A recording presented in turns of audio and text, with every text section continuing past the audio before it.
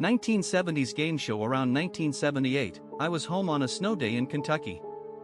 I was around 8 years old. We didn't have cable TV. Just your typical 5 channels air antenna TV. I was watching a game show. I honestly don't remember which one.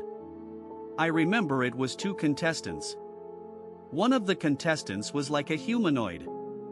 I honestly don't know what he was. He walked out and just completely froze.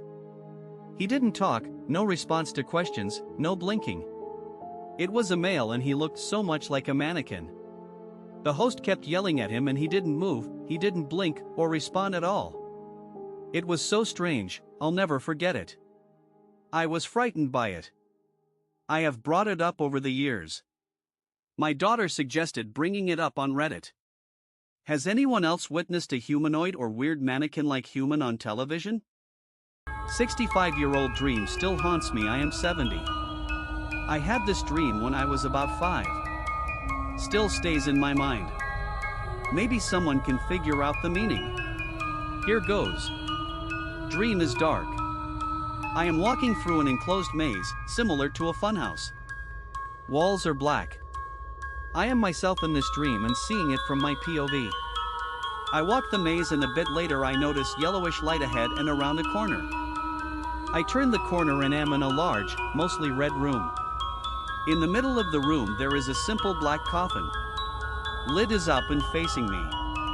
To see what is in the coffin I need to work my way around it. I do. I look inside. It is me. Laid out dead. I remember being shocked awake. That's it. Never had that dream again, but never forgot it. A car with no door handles. Context, I was 26 and I'm a lady. I needed gas and it was around 11 p.m. on a Saturday. I pulled into a busy gas station to fill my tank except it was completely bare, not a car in sight. I also live in Alaska and it was very cold this night, maybe -10. Tired after work, just wanting to get home. Usually I start my pump and sit in my car due to the freezing cold, but this time I had a weird feeling that I needed to stand by the pump, so I did. I just started pumping my gas when a little golden sedan pulled up right next to me. A guy got out and I was feeling hyper-vigilant for some reason. He started cleaning his completely clean windows. As he put back the squeegee he started towards me. I felt like I wanted to run but stayed calm and continued pumping. He asked me if I would help him put windshield wiper fluid in his car. BC he ran out and he doesn't know how to open the hood. I laughed it off and told him I don't know either, which was a lie. He kept getting closer and closer to me while trying to lure me into his car by saying there's something under his seat he can't reach. BC he is too big. Now I'm 5 feet 2 inches and petite. This man was large and scruffy, think Alaska wilderness dude. At this point I'm freaking out and hit the call button on the pump. He took a step back and started to go back to his car. I thought I was being smart. My gas is almost done. I looked in his car when I noticed the insides of the doors had no handles except for the driver door. That freaked me out. I was putting the pump back and opening my door. He was right behind me, slammed my door shut and yelled, "You're coming with me." Obviously I refused and I was petrified. He grabbed my arm and slammed me against my car. I elbowed him as hard as I could. I started to scream at the top of my lungs. Thank God for the gas attendant with a big ass gun that night. BC if not for him, I don't know what would have happened. The attendant pulled the video and we made a police report. I called immediately after that guy took off. I never heard anything else about it. I just hope he didn't get some other girl alone. So to the guy with no door handles, let's not meet. A life-changing moment that will sit with me forever. So all ended a couple of months ago and I only now feel comfortable sharing it. For background, I'm a 24-year-old woman living in Australia and work at an establishment that caters for an adult audience. One night as my shift is coming to a close, one of the patrons asks to buy me a drink, which I accept because employer policy. I talk him up to a couple of expensive drinks for the two of us, have a quick conversation and make my excuses about my shift being over, but he should come back to see me soon. I feel his gaze undressing me in his mind as he licks the splash of his drink from his upper lip. He stands up and with this creepy grin asks to walk me to my car. Now I'm no idiot. I know never to put myself in that position and politely decline and tell him I might see him next time. I walk out past our biggest bouncer and the guy doesn't follow me. Great, nothing extraordinary, just standard par for the course in my profession. But sadly this isn't where our story ends. Oh no, for this creep it's only just the beginning. I'm off for a week after that night, but when I come back into work I'm told a patron has been coming in every night for the last week asking for me. Says he wants to buy me another drink. Naively I think, oh great, a bigger pay this week, and get set for my shift. The night rolls on and who should roll in but our man of the hour, and he asks for me right. So I saunter over and he buys me a drink. The whole time I'm sitting there with him he just has this creepy grin on his face, not like *Zool undressing creep grin, that's just normal. No, this was the kind of grin where he knows something you don't and is very pleased with himself about that fact. So we're talking and I'm getting him ordering himself drinks and trying to upsell him where I can. About half an hour goes by and I make my excuses to leave so I can try to spread the tips around. But this guy isn't having it. He won't let me leave, and the more I insist the angrier he gets. He's practically hissy at me by the time I give a look to one of the bouncers who promptly comes over and defuses the situation, giving me an opportunity to walk away. Phew, crisis averted. Wrong. Bouncer doesn't throw him out, just gives me a buffer so this guy starts following me around the place, even attempting to walk into an employee-only area, which is where another bouncer finally notices and kicks him out. I finish my shift and walk over to my car. There he is, **it you not, sitting on the bonnet of my car. How he knew it was my car I will never know. He wants me to give him a ride and tells me how sexy I look. He's spewing greasy slimeball creep lines at this point and I'm not interested. I try to give him a hint nicely and decline to give him a ride, but again he just turns mean and grabs me by my arm insisting I give him a ride. I tell him to F off and jam my key in his shoulder as hard as I can. He lets go and I push him with all of my might so he falls down. I jump in my car, lock the door and shove that key in the ignition. He's back up and banging on the window angrily to let him in. And I mean hard, so hard I think his hands or my window might break. I gun the accelerator and I'm out of there. When I get 5 minutes down the road and am sure I'm not being followed, I pull over to the side of the road and call back to work. I tell them what's happened and alert them that the other girls need to be careful leaving tonight. As I hang up the phone I break into tears. Now, this isn't my first rodeo. I've been grabbed before and the sad truth is I probably will be again. But you never get used to it, you know? I eventually compose myself, pull back onto the road and head home. I cry myself to sleep.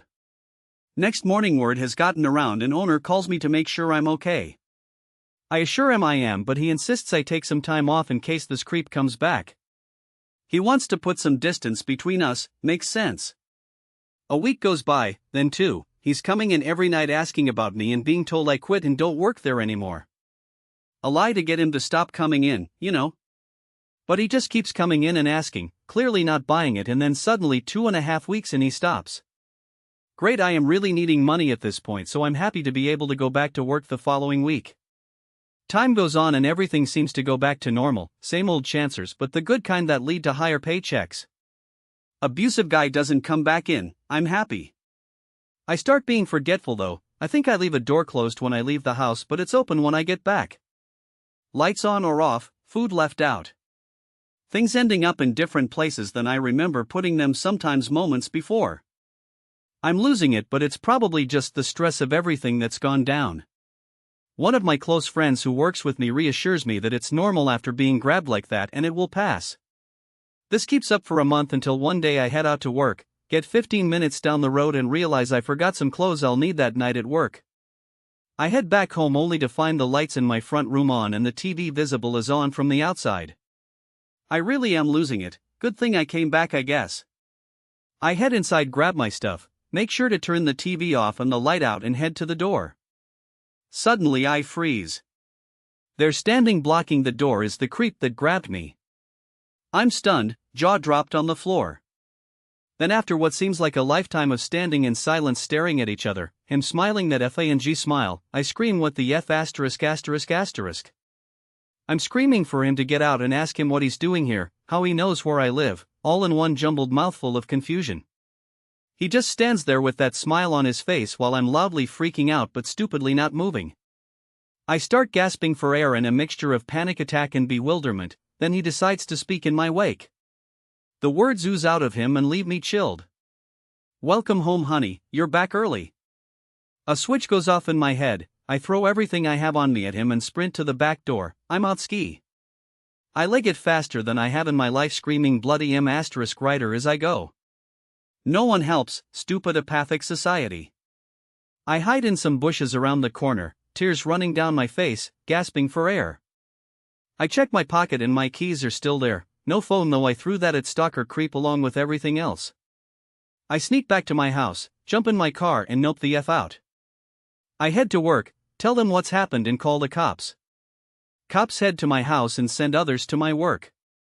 Stalker guy is gone when they turn up, they search the house and turns out he's been living in my crawl space. I'm paranoid that's what all those doors and lights and misplaced things was about. I pack up whatever I can fit in my car while cops are still there, that they'll let me take, and I drive. Haven't been back since. I moved states, knew everything. So creepy stalker guy, let's not ever meet again. Edit, quick update. I took my car in to get checked by a mechanic as some commenters suggested. Nothing was found. I have been in touch with the police and they are reporting that while they have his photo from security footage, they haven't been able to track him down as yet. That means he's still out there somewhere and I still have no idea how he tracked me. I probably won't update again, but I just wanted to thank everyone for their support, it means a lot. A middle-aged man taking someone else's child towards the exit of a supermarket. Yes, it was me. Whilst doing my weekly shopping at a huge supermarket, 30 tills. At the back of the supermarket I noticed a young boy about 4 years old. On his own and crying his heart out. I asked him whether he had lost his mother and he nodded. I told him to follow me to the customer's service and they could give a shout out on the loudspeaker to inform the mother. As we walked towards the customer services, which was located near the exit door, his mother appeared and yelled at me, "Were you taking my son?" I tried to explain that I found him crying and was taking him to customer services so that he could reunite with his mother. She accused me of child abduction and called the police. I quickly left the supermarket before the police arrived. I won't be assisting any lost kids in the future. A photo possibly of my grandmother. Background of the photo: about 8 to 9 years ago my mom had taken our dog out to use the restroom. When he got out there he started freaking out and barking. He's kinda a weird dog and my mom thought it would be funny to film him. When she opened the camera on her phone she accidentally took a picture before filming. It wasn't until later in the evening did she discover the picture. The crazy thing is, for us, is the place we lived in at the time had no activity before or after this. The only thing we could think of is that the day this happened was the day before the anniversary of my grandmother's passing. We like to think this was her way letting us know she is still with us. A public service announcement: please read, citizens.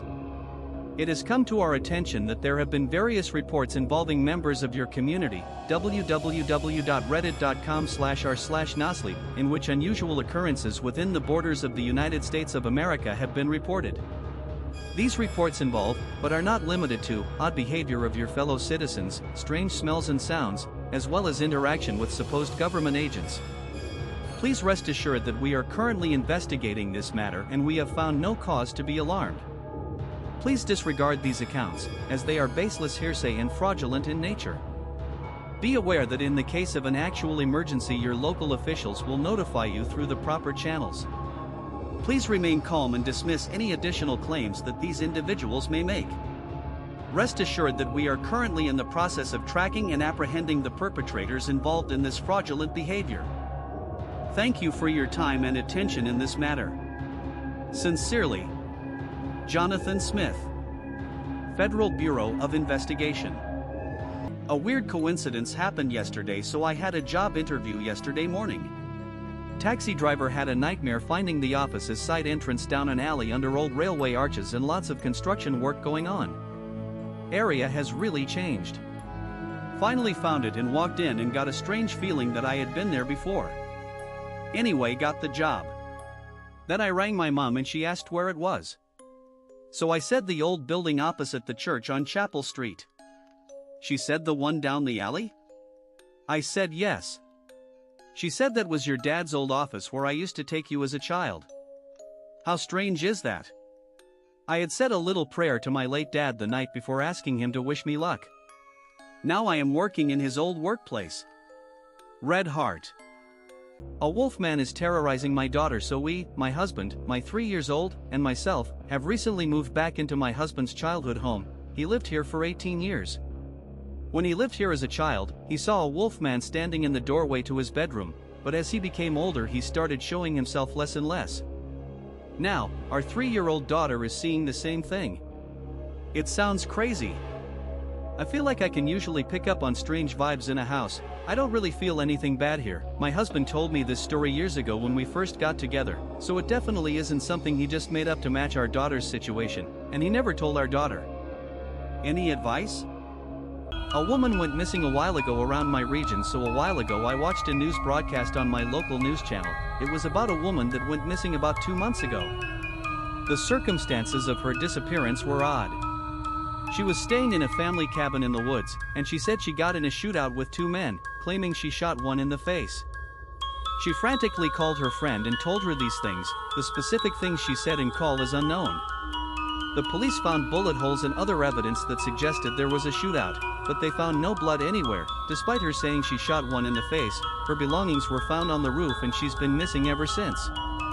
My initial thought was that she had a run-in with the men in black. A link to the article.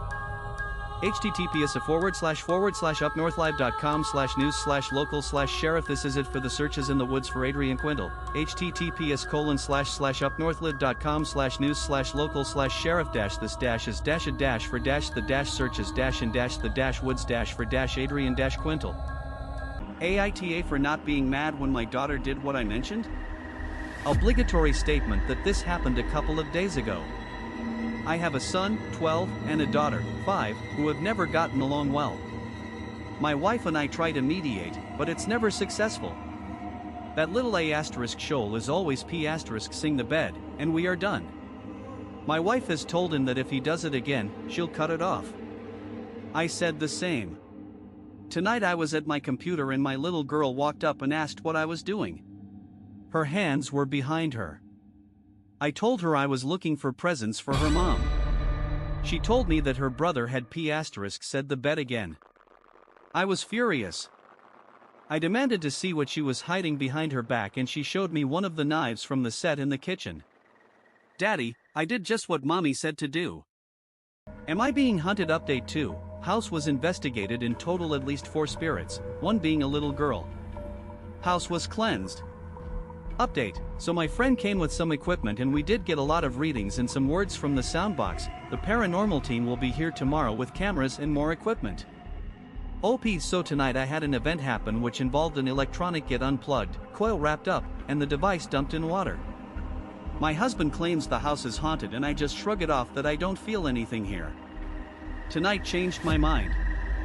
I told my mom about it. She claims I am the one that's haunted, it's attached to me. She stated that every house we have lived in I've aimed to be haunted. As far back as I remember I have always experienced paranormal activity. Is it possible that something has been attached to me for 25 years? Am I getting paranoid or there is something sketchy going on in my room? Okay, so I'm living in a small 2-bedroom apartment. I'm not going to lie, I like pretty much horror stuff, but sometimes, after watching, I get all paranoid. Almost every night when I go to bed and my sister is not around I hear steps on the floor. Sometimes even things fall out of nowhere.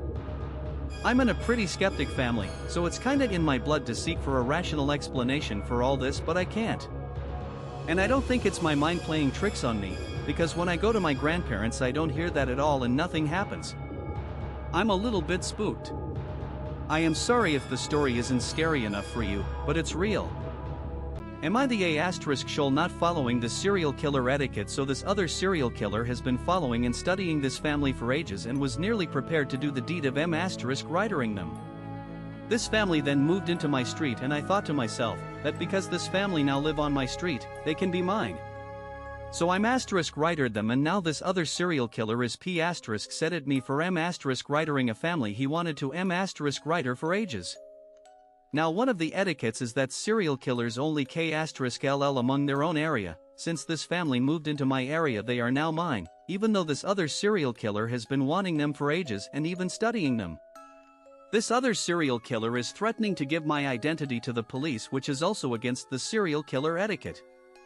So both me and this other serial killer might have done things against the serial killer etiquette. Who is the bigger asshole here? American Werewolves 2022 documentary about dogmen in North America. Small-town monsters has quietly released their excellent documentary on dogmen. I was able to find the links on YouTube and have posted them below. I first heard about this documentary from Josh at Paranormal Roundtable. It was just released this year. The encounters and eyewitnesses tell stories that have not been heard before by the cryptid community. The only story that is covered that I've heard was of the famous Land Between the Lakes massacre in 1982. I apologize for being absent from my moderating duties. I have been at a new job and received a promotion which takes the majority of my time. I am starting my own YouTube channel soon, where I discuss and cover folklore and cryptid sightings. I will keep you all updated as I get it done. Edit: links I posted were copyright claimed on YouTube. It's no longer available where I found it. You'll have to search or pay for it somewhere else. Anyone else have something brought up out of the blue and somebody mentions it out of absolutely nowhere somewhere else? I'm not sure if premonitions is the correct flair, but it fits this the closest. A few minutes ago, I was watching a video and they said something that nobody would just say or text out of the blue, but about 5 seconds after hearing it in the video, one of my friend texts me the absolute exact thing that they said in the video. Note that we had not texted the entire day, and do not talk about this at all. This happens to me a lot along with extremely specific deja vu. It will be the most random things that nobody would talk about, but you hear it earlier in the day, and somebody else also proceeds to bring it up to you for absolutely no reason. Anyone else have this happen to them a lot? Anyone encountered shadow people who talk? I had a sleep paralysis incident where I saw a tall dark figure with long arms and neck standing in my doorway. I was frozen and struggling to move, simultaneously sitting up and being unable to sit up, screaming for my mother and having no sound. It moved toward me, gliding somewhat, but also walking. And it spoke in a calm, multi-toned voice, almost like 3 voices in unison, just saying, "It's alright, don't get up," moving closer each time until it was beside me. And then I just woke up in a cold sweat. Just now, was watching a documentary and no one mentioned it speaking. Tried looking it up and only found people seeing it and not speaking about it until I stumbled on this Reddit group, but then only one post. Has anyone else encountered a shadow figure like this that spoke? Anyone here believe that having a mirror facing towards your bed is not a good idea? There was a comment on some post last week explaining how mirrors facing your bed can attract negative energies whilst you sleep. It made me think about when I used to travel cross-country a lot for my work and I would always stay in the same budget hotels with a huge mirror on the wall facing bed. Some of my most scariest dreams and sleep paralysis moments as an adult occurred in those hotels with mirrors facing bed. Just wondering if anyone has any insider stories with mirrors facing bed or just paranormal mirror info? I'm really interested. Thanks. Edit: wow, so many replies lol. I guess I need to stop being so vain and just have a mirror in the bathroom and another near the front door or living room. Are there any skeptics here? As much as I enjoy reading this subreddit, I can't help but roll my eyes at the amount of comments that are 100% certain that they have seen a Mothman or a skinwalker. I'm not saying that these things don't exist, but logic dictates that they're probably not these things and that there's a reasonable explanation. And don't get me started on that bloody astral projection or shaman be asterisk locks. Edit: well, thank you all for your responses. I've never really used Reddit all that much because my past experiences have convinced me that this is not a good place to be, but 99% of you have persuaded me otherwise. I posted this solely to k*ll sometime while on holiday and you did not disappoint. The Wi-Fi in the hotel is atrocious, but I'm trying to read and reply to everything as quick as I can. Edit: understand that I have not spelled skeptic wrong. It's simply the English spelling. Skeptic is the American spelling. Aren't you glad you didn't turn on the lights? So I heard this urban legend, and I thought it was super creepy. So basically a girl, let's name her Melissa. She's a college student and decided to go to a party. So she told her roommate at her dorm that she was going out. Her roommate said okay, and that her BF is coming over. So at 2 a.m. Melissa comes back and hears a lot of noise in the dorm, so she decides to wait a little bit outside in case she was gonna interrupt anything. So after an hour, Melissa decides to put headphones and not to turn on the lights and go to bed cause she was super drunk. So she went in the room and slept. In the morning she wakes up to her roommate brutally M***ed and on the mirror with blood written, "Aren't you glad you didn't turn on the lights?" End. By the way, this is my first post. Hope I did good, smiley face. Asheville, North Carolina, the mannequin man quick story. And hashtag X200B. A couple of months ago my ex was driving down the road in Fairview, North Carolina. It was dusk and the sun was setting that beautiful warm red that it does in these parts. Something related to intuition kicked in and she looked toward the highway barrier on the opposite side of the road. What she witnessed was a faceless, pale, mannequin-type entity hunched over the barrier. It had no discernible face but did have arms, a torso, and legs. Pretty freaked out, she continued on and picked me up from work. When we drove back through, about 15 minutes later, the entity was gone. This isn't an area where people would set up pranks, let alone set up a prank and remove it in less than 20 minutes. Whatever she saw, it freaked her out pretty good. At first I thought I was going crazy, but now I'm pretty sure somebody has been entering my apartment while I'm at work. Update, changed my locks the other day, and set up my security cameras. So far nothing else has happened, and I haven't caught anything on the security cameras other than my cat doing his thing during the day when I'm gone. My landlord got back to me about the security footage from the front door, and said that the only strangers she saw were buzzed into the building by residents, so no weirdos or previous tenants with keys. The police are still patrolling my neighborhood quite often, which definitely makes me feel more secure. Also, for those of you who asked, this is my cat, http://imager.com/ezdikxd. Sorry for any errors, I'm on mobile. Edit, thank you all for your responses, kind words, and advice. I am at work right now so it is hard for me to be able to respond to everything, but I just wanted to thank and update you all. I called the police this morning and talked to an officer who basically told me that as for right now, there is nothing really that they can do unless this escalates. But he did say that I was right to call in so that they are aware that something might be happening. He also said that getting security cameras is a good idea, as well as getting my landlord to change the locks. He also said that they will send a patrol car down my street every once in a while to make sure there is nobody lurking about. Also, TLDR, someone has been breaking into my house while I'm at work and it has been happening for over a year and I just now had something happen that makes me believe I'm not just being paranoid. So this has been happening for about a year and a half now, and tonight something happened that finally made me, and my boyfriend, realize that I wasn't imagining things. About a year and a half ago, after living in my apartment for over 5 years, I all of a sudden started noticing that things would be out of place when I would get home from work. Things that almost seemed out of place on purpose, to mess with my OCD. Sometimes I would notice knives that were put back into the knife block the wrong way, or little ornaments that I have around my house being turned to face the wrong way. Sometimes my clothes were hung up in my closet the wrong way. Little things like that where I would feel something was off, but there was no way to prove it, and in all honesty could have just been me being absent-minded when putting things away. After a couple months of things randomly being out of place, and always having that creeped out feeling, things stopped going out of place, and I put it to the back of my mind and stopped being so paranoid, and moved on with my life. That is, until about 2 weeks ago. For the past couple weeks, my cat has seriously been trying to tell me something when I have gotten home from work. Any of you who have a cat will know that exact meow. It's not an "I'm hungry" or an "I'm p** said because you have been at work all day" meow, but a "OMG you will never believe what happened" meow, if that makes sense. I didn't really think anything of it, because cats can be jerks sometimes, and I just assumed he was just bored and wanting to complain. The other day when I came home from work, I noticed a pair of balled-up socks that do not belong to me sitting on my bedroom floor. My boyfriend came over the next night, and I told him he had left a pair of his socks here when he had stayed over on the weekend. He looked at the socks and said that they were not his. My heart sunk, and so did his. We both knew that someone had been coming into my house again, and that I probably wasn't imagining it the first time. A few days later, I came home from work and found a bag from a Lingear store on top of my couch. It was empty. This bag had come from inside my house, as I had just bought a bathing suit from that store a couple weeks prior, and the receipt for that was in the bag.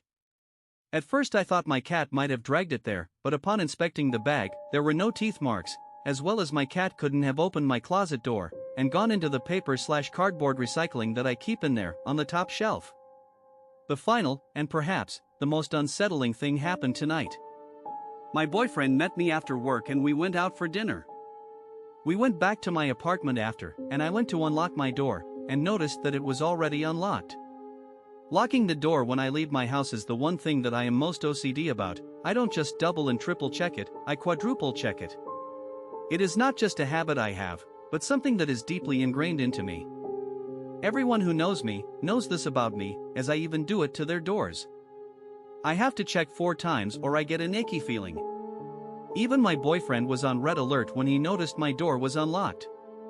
We entered my house and I was checking to see if anything was out of place. He ran to the sliding glass door and tugged it, and it opened right up. I never leave that door unlocked. He witnessed me lock it on Sunday when I closed the door because it was getting too cold. He saw me check it 4 times. I have not opened it since then. We are both convinced somebody has been in my house. Whoever has been coming in somehow has a key. The fact that they left the sliding door unlocked makes me think that maybe they are planning to come back with ill intentions. If they have a key, why would they need to unlock the sliding door, unless they don't want to be identified by the security cameras at the front door of my building? Either way, I have already ordered a security system, but unfortunately it's not gonna arrive for a few days. Any suggestions on anything I can do in the meantime to keep safe? Also, what do you guys think? Am I just being paranoid? Or should I go with my gut on this one? Attacked through somebody else's sleep paralysis. My BF at this time had episodes of sleep paralysis often. This time we were both asleep. I woke up screaming in pain, which jolted him awake from an episode. It felt like my legs were being crushed, like the worst leg cramps imaginable. As it started to subside, I looked at him, wide-eyed and terrified. He told me he was just having sleep paralysis and a demon had come up to the bed and said, "You won't be able to protect her for much longer," and then it reached out and stuck its claws into my thighs, and that was the moment I woke up screaming in pain. These things have happened to me since I was 2 years old and I still cannot figure out why. Backpack in the crater, not as creepy as some other stories, in my opinion, but was asked to share here. One day as a kid I was exploring the forests near our house with my cousin. The forest was on a hill, but there were several craters there because of bombs that were dropped there during the World Wars, Germany. One day we saw a backpack at the bottom of one. We tried to climb down, but it was kinda steep and slippery, so we didn't want to risk falling. We planned on returning later with a rope and went home. The next day news story was that there was a backpack found with the remains of a girl in that forest. A guy walking his dog found it, after the dog wouldn't stop barking and going crazy at the edge of the crater, while staring at the backpack. We stopped exploring the forests after. "Bet you $1 I can guess your address, bet you $1 I can guess your address," the crazy stranger across the overcrowded train carriage said. I was slightly bored and fed up, so early in the morning, so I said, "Go on, then." He looked me up and down with wild eyes which sparkled like atoms colliding. And he spoke with a chuckle and guessed correctly. But I didn't possess $1, I confessed, at least, not on me. "Never mind," he cackled, dribbling into his beard, "I got plenty already," and he opened his wallet to show it was bursting with $1 bills. And sure enough, when I got home from school that afternoon, my piggy bank next to my bed held exactly $1 less than it had held the afternoon before. Big creepy man, this creeped my and my friend out big time. This occurred when it was late, almost pitch black out, and it was -30 Celsius, so very cold. We were taking back roads to get to a party, and about 40 minutes away in the middle of absolute nowhere a big creepy guy wearing really scrappy clothes was standing at the edge of some forest at the tree line, about 10 meters away from the road. There were no other buildings or vehicles or anything at all around, so I have no idea why this man would have been standing there at this time. This man was scary as F***ck looking and turned his head watching us the whole time we drove by him, and me and my friend were both freaking out a little cause there was absolutely no reason for him to be out there. Bow-legged humanoid just came across a creature walking on 2 bowed legs while walking my dog with my fiance. It seemed to have an unnatural gait to it, and as it passed by 2 separate streetlights, they shut off. After he turned a corner out of sight, they came back on, and we waited for a few minutes to see if it would come back around.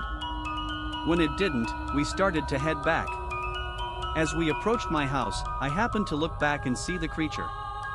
It was way closer this time, about 40 feet away and moving towards us completely silently. It had a jagged way of walking and was entirely silhouetted. It seemed to have changed from a bow-legged walk to more of a reverse kneecap sort of stance, like a fawn. What do you guys think? I can't think of anything that matches what I just saw tonight, but I definitely got a bad vibe from it.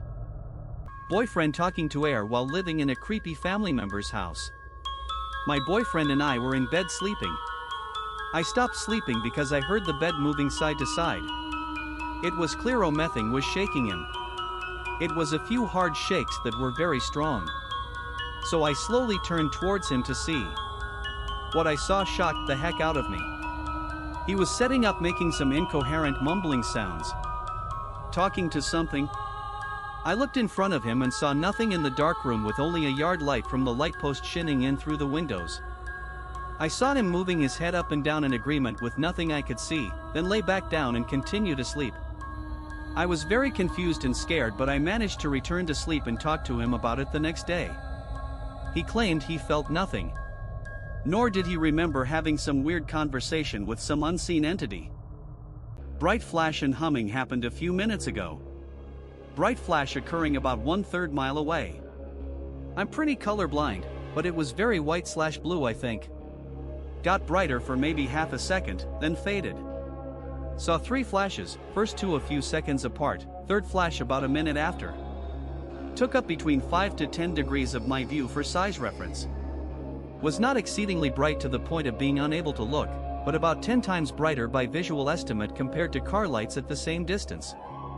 Each time was followed by fairly low humming lasting a few seconds. Occurred in residential area. No lights on in their street now, but it's also really late, so I don't know if there were any lights on before the incident. Guessing it's some electrical short in overhead power lines. We'll check out TMRW. Brookdale Lodge in California. Apparently a small girl drowned in the river that goes through the hotel more than 30 years ago. The hotel has been out of service ever since, but they let us take photos through one of the doors. Guests and staff from the new hotel that was built right next to it apparently reported weird noises and screams coming from it. The bartender of the place told us all kinds of spooky stories about it, but I feel like he tried a little too hard, huh? The spooky thing is that a few years ago a boy almost drowned in the same river, and he said that he played with a small girl prior to being pinned down in the river. I didn't see or hear nothing, but thought you guys might appreciate it. Peace out. Can this be explained? Only moved into this place a week ago and I'm a bit creeped out. I live in the UK. The apartment is in an old converted chapel which is full of character and was the main selling point for me. However, now I'm a bit freaked. Second night I was there, a fuse blew in my kettle which tripped all the electrics in the apartment. Wasn't a problem, I sorted it out quickly. The morning after, I wake up and one of the light bulbs from my standing lamp has somehow fallen, then placed on the small table below it. I live with my husband, who I'm 100% sure has nothing to do with this, and my 2-year-old son who can't reach that high up. I just can't explain it. If the bulb someone fell, wouldn't it have smashed from that height? I've added a picture that shows exactly how I found it that morning. Can you help me? I'd seen that boy before. It was in the supermarket. I felt a tug on my sleeve and there he was. Innocent little face looking up at me. He asked if I could help him. I didn't even get a chance to reply before the boy's dad appeared, apologizing. Asking if the boy was bothering me. Of course he wasn't, don't be silly. He took the boy's hand, saying sorry again as they walked away. The child's head dropped. I guessed he was in trouble for leaving his parents or even talking to a stranger. It's 3 days later, and I'm seeing that boy's face again. On the news. His body's just been found. A couple on screen now, being interviewed. They're distraught. The boy's parents. I feel sick to my stomach. The man on TV is not the same man I saw in the supermarket. Captured this image at the beach. Weird, spooky shot. We were having a beach fire last night with friends, and I stepped back to take a picture, and through the phone screen, I could see something off in the distance. Took a snap. Then, I took a few more, and the image in question seemed to be closer. And then, when you look at it zoomed in, first pic is zoomed of second, you can see what appears to be a shape. The cynic in me thinks it's likely some glitch in the way the camera app is capturing light in the low light conditions and doubling the fire image above. Still, it just was odd. And then, I took more photos after, and it did not appear in subsequent photos. Kinda fun and spooky, so I figured I'd share.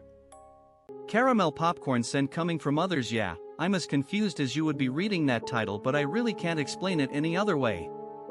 I swear on my own grave that some folks smell just like caramel popcorn.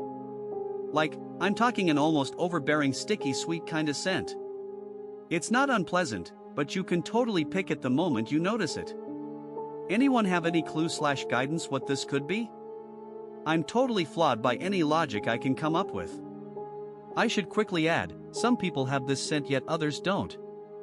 You can smell it even though they're a good distance away from you. I don't want to think the stress of life is currently turning me mad, but I have no clue what it could be or what other sub to turn to, as it's not paranormal in a sense. Any advice would help yo. Cat avoiding deceased BF's side of the bed. Almost 3 weeks ago, my boyfriend died unexpectedly in his home. We live separately. Before he passed, my cat would curl up and sleep on his side of the bed near his pillow when he wasn't here. Since then, he hasn't laid there once and has instead been sleeping down by my feet. Normally, I would think it was due to the colder weather or to comfort me while grieving, but last night he jumped from the nightstand completely over his side as if he was avoiding the whole area instead of just walking across the bed like he would normally do. Last night I dreamt we were doing mundane things like shopping together and spooning outside in the grass. It was the most realistic feeling dream I've felt since he died. Any other cat-related stories? I guess I'm desperately looking for signs that his spirit is still with me. Childhood experiences that we thought they were normal. Did anybody had any experience during their childhood that you thought it was normal back then, and now when you think about it freaks you out? For example, 20 years ago when I was a little kid, I would always make paper airplanes. On one occasion, I vividly remember some paper airplanes disappearing on the floor. While looking at them, and appearing on the other side of the room, I brushed it off as magic. Being a 9-year-old kid, that was my only explanation. On other many occasions, I would hear someone calling my name, in which there would be no one in the house except for me and my parents or one of them. When I asked my parents who called my name, they would deny it. I also would brush it off as echo, haven't knowing what exactly is an echo. Children's handprints appeared on mirror this morning. I have no kids and live alone. I woke up this morning and went to my closet door, which is actually a full mirror. I noticed these tiny handprints on my mirror. The issue is, they just appeared and I live alone. In the 5 months that I have lived in this townhouse, I have never babysat or had anyone with kids over. I have cleaned this mirror a handful of times when it got dusty, so there's no way I've missed it this entire time. The whole thing freaked me out so badly that I just wiped them away. However, I took pictures first. Link, here, https://imager.com/gallery/sy350ww. Check it out and let me know what you think. Uneasy face. Edit, I changed my locks a few days ago, and have not provided my landlord with a copy yet. Civil War soldiers walking in front of our farmhouse 100 years after the end of the war. I was a child living on a gravel road in southern Ohio in the late 1950s to early 1960s. At times, my grandmother would tell me to get to the front porch. They're coming, she'd say. Soon about 30 or so Civil War soldiers in blue would walk by the house in broad daylight, totally physical. Kicking up rocks on the dirt road, talking among themselves, some in small groups and some alone. Uniforms torn and dirty. They never responded to us. They walked on, behind our barn, then up over the hill. This happened many times over the years. Decades later, I saw a documentary on the Civil War and learned that those soldiers had to often walk home hundreds of miles. Many that did survive the war did not survive the long walk home. I always wondered if these boys were soldiers still trying to get home. I'm recording some of my life events, including this encounter. Here is the link. Clown doll in my ceiling talking to me. I vividly remember when I was younger having a clown doll talk to me from a hatch in our ceiling. It would speak to me every single night and it was very nice. We often had conversations about my day and he would listen to me vent about my frustrations. However, the rule was always the same. If I slept with my hands or feet outside the blanket, it would come down and take them from me. This terrified me, and to this day, I have trouble sleeping with my limbs out from the blanket. Has anyone else had anything similar happen to them? Why was this so specific? I should also mention that I moved around a lot at that age, and it only ever happened in one house that I lived in, so I don't believe that it was a hallucination. Creepy encounter as a kid. I'm not sure if this is the right forum, but when I was 11 I went to a teacher-parent morning tea. It's where the parents and teachers interact with the kids to help develop their social skills. Anyway, I saw some of my friends leaving to play some sport, and I asked Mom whether I could leave as well. She said yes, and I ran down to the sports room to grab some equipment. My other two friends had run off with the equipment and I was following. One of the parents stopped me at the door and pulled me in and kissed me on the lips for about 2 seconds. After that I ran off to play sport with my friends. As I said, not sure it's the right forum, but it's something that I have always remembered. Creepy guy taped up little kids. Back when I was in the 3rd grade, there was a hill with a playground at the top. One day, while everyone was playing at the park, as it was recess, this middle-aged man wearing nothing but cargo shorts came to the bottom of the hill and leaned over a fence that was there. He then began to call kids over to him. When kids came over, he wrapped them up in blue tape, mainly around their hands. This went on for about 15 minutes when the 4th grade science teacher, the saint she is, began to run down to the guy. Now, this woman can be very intimidating when she wants to be. She later became the principal. Anyway, the second this guy saw her, he walked away. He obviously didn't care about getting caught. So, creepy blue tape guy, let's not meet. Creepy man tried to lure us into his house. My mom is from Canada and my family would visit her small rural hometown every summer growing up. It was the type of place where everyone knew each other and were loosely related. One day my sister and I were going for a walk, and a man who we'd never seen before biked up to us and asked if we were sisters. He told us that he knew our aunt, which he could have easily made up, and that he lived down the street from her. Then he asked us to come over to his house. We declined and went home and told our parents. A few weeks later, his mugshot was on the front page of the newspaper because he kidnapped and our asterisk pet a 5-year-old girl. So creepy. Dad let us know he made it. My dad passed on August 19, 24 from a very short battle with an aggressive cancer. He passed in his house surrounded by family. Once everyone else left, me, my mom and sister were sitting in the living room with his body. We were talking about good memories with him, and all of a sudden one of the lamps in the room starts strobing. It never ever did that before, and the bulb wasn't loose. We checked after, so there was no reason for it. I jokingly said, "Dad, is that you?" And the other lamp in the room immediately starts strobing as well. We were in shock. I said, "You made it to the other side, right, Dad?" And they strobed even faster. Eventually the second lamp stopped and we turned off the first one because my mom was freaked out. It was the weirdest thing I've ever experienced in my life. But I was glad to know Dad made it. Dead smell. Before 2 girls died about 2 weeks ago, I smelled a dead smell on my terrace. Smelled it for 2 days. It was very strong. I told my mother and sister to check if they could smell it too, and they said they didn't, that they didn't feel any aroma. 2 days later, a young woman, late 20s, who lived approximately 3 minutes away from my house committed S***icide by hanging herself. The S***icide happened after the smell. This smell thing happened again 4 days ago. The same thing happened, the same aroma, no difference between both experiences. Just this time the smell lasted 1 day instead of 2. My mom didn't smell anything, again. Yesterday a 27-year-old woman suffered a heart attack after drinking antidepressants. She lived 1 to 2 minutes from my house. Does anyone have a similar experience? Any explanation for this? Dear, the year was 2017. My ex and I had started making our way home after visiting my parents for dinner. They live rather high up a mountainside. The roads are windy, there are no streetlights. It was just another typical rainy evening. As I sat in the passenger seat, suddenly my brain said, "Dear." My inner dialogue questioned that. The command got stronger, while I silently argued with myself before I couldn't hold it in any longer and yelled, "Slow down, the dear." My ex started to hit the brake as we came around a sharp corner, and sure enough there was the deer.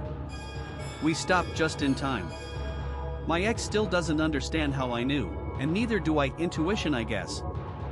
Did my son predict a death? When my kids were younger, they stayed with an older widow when I went to work. When my oldest, Joey, was 5, my youngest, Micah, was 3. Another little boy, Eddie, was just starting to walk. The summer before Joey started kindergarten, Micah started becoming upset, saying that he was going to be at daycare alone when school started. We assured him repeated that Eddie would be with him, but he argued. This went on for weeks. A few days before school started, we got the call that when Eddie was staying with a relative, he wandered into a pond and drowned. We were so upset and carefully explained it to the kids. Micah just looked at us. He wasn't shocked at all. He just said he's going to be alone with a look like, "See, I told you." We were also shaken by Eddie's death and Micah's statements. Coincidence? Did you have an inexplicably weird, impossible thing happen to you as a kid? As a kid, I had this thing happen to me twice. I know logically it was probably my imagination, as I was an extremely imaginative kid, but I teleported. It wasn't far. Just like from the living room to my bedroom. LOL. I just remember I would close my eye and say, "Okay, I want to be in my bedroom now," and would hear a lightning crash and then I'd be in my room. The second time it happened, and I swear I flew in the house once, I was so shocked I told my mom, who obviously just played along, and then it never happened again. I was really bummed out and figured because I told someone about the semi-cool powers I had that they got taken away from me. LOL. I should add, this all happened when I was around 3 to 4 years old, but I have vividly remembered this my entire life, and I am 25, almost 26 now. Discussion: have you read any backwoods creepy books? Sorry to the mods if you have to remove this post, I hope it's alright.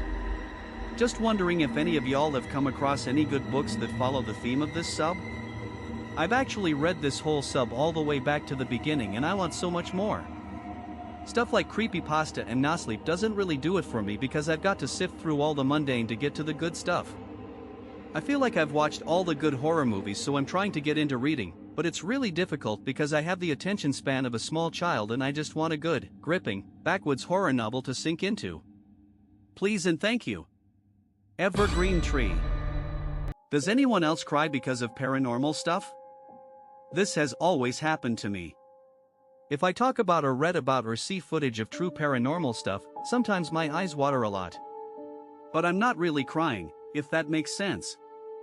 I get this weird feeling that I'm unsure how to describe. It's not really a bad feeling. I don't feel sad or scared. I find paranormal stuff fascinating. My eyes just water and I can't control it. It's weird, but it's kind of a good feeling, in a way.